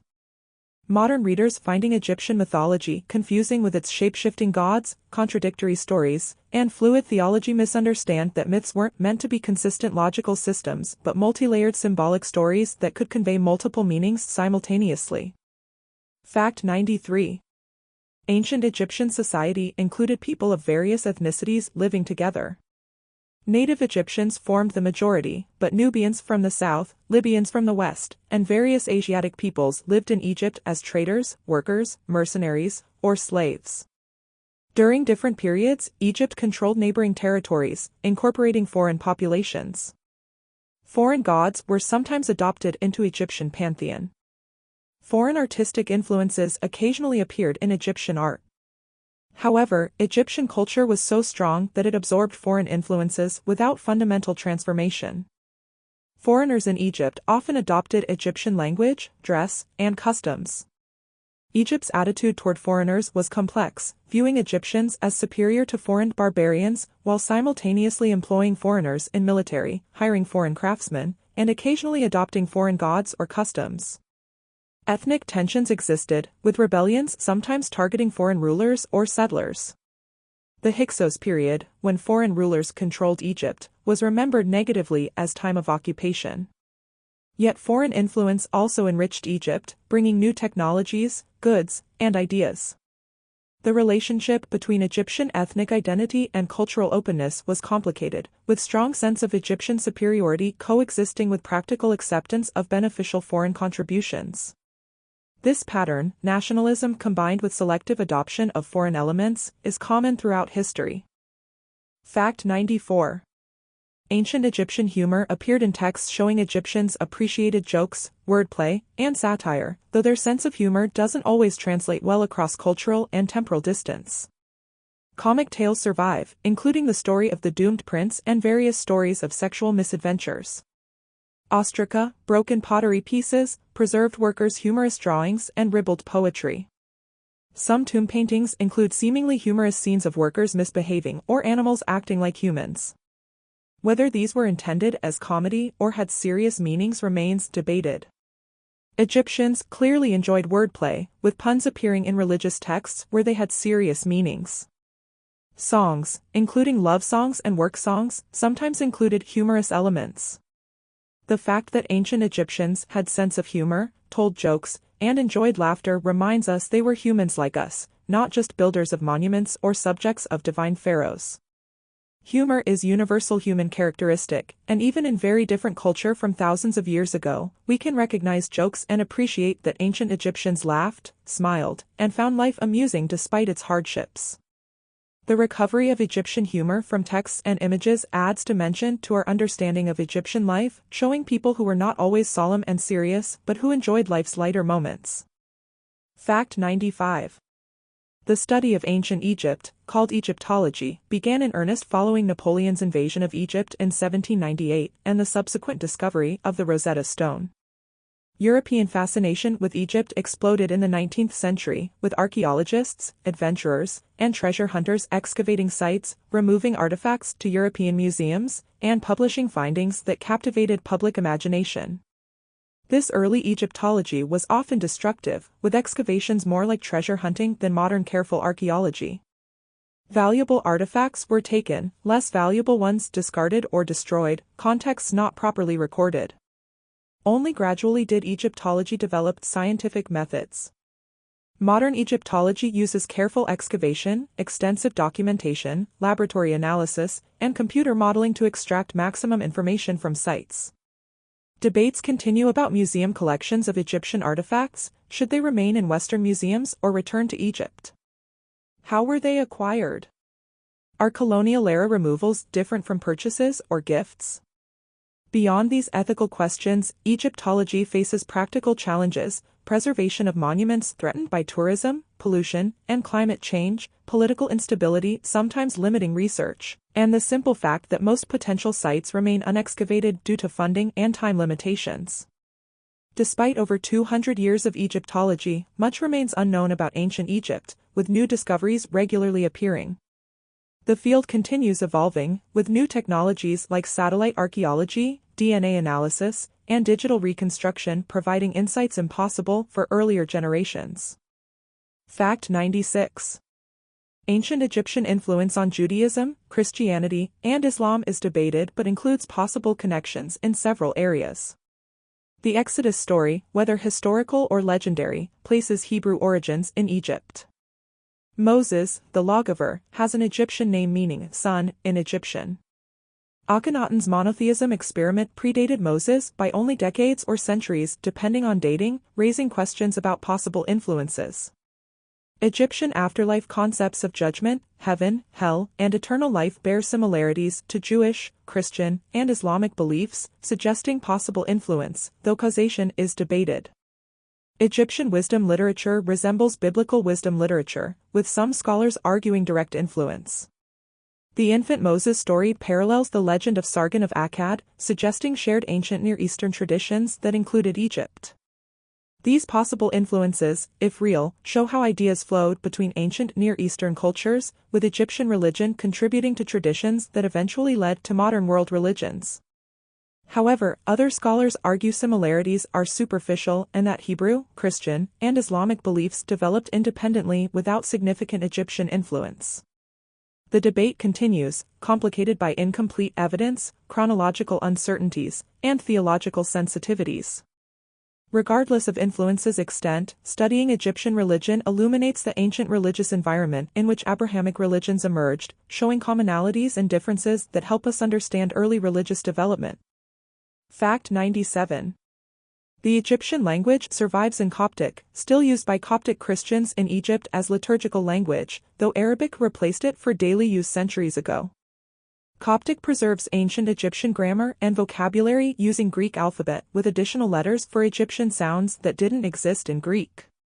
This continuity allowed scholars to use Coptic to understand ancient Egyptian after hieroglyphs were deciphered. A few Egyptian words entered English through Greek or Coptic: paper from papyrus, gum from Egyptian kamai, natron from NTR. Egyptian place names like Egypt, Memphis, and Thebes are Greek versions of Egyptian names. Egyptian influence on Western languages is surprisingly small given Egypt's prominence, showing how linguistic influence depends on direct contact and cultural dominance, not just fame.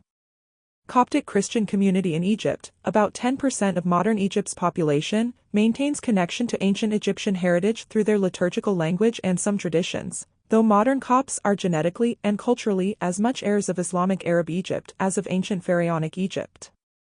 The continuity from ancient Egyptian through Coptic to modern Copts represents one thread connecting ancient and modern Egypt, though Islamic Egypt's heritage from Arab conquest is equally or more important in shaping modern Egyptian identity. Fact 98. Ancient Egypt's monuments, particularly pyramids and temples, have inspired countless theories ranging from plausible historical interpretations to wild pseudoscientific claims. Fringe theories propose pyramids were built by aliens, Atlanteans, or using lost advanced technology.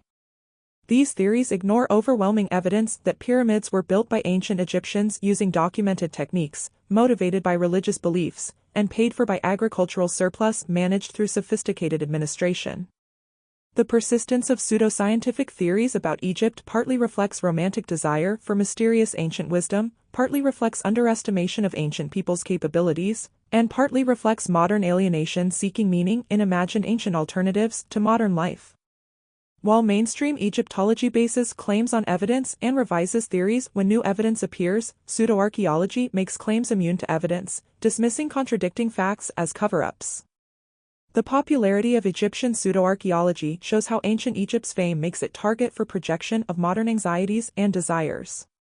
Real ancient Egypt, based on archaeological and textual evidence, is more interesting than pseudo-archaeological fantasies because it shows what humans actually achieved, demonstrating human potential while remaining within human limitations. Ancient Egyptians were remarkable people who accomplished extraordinary things, but they were people, not aliens or Atlanteans, making their achievements more meaningful as examples of human capability. Fact 99. As we reach the final fact of our journey through ancient Egypt, reflect on what this civilization represents.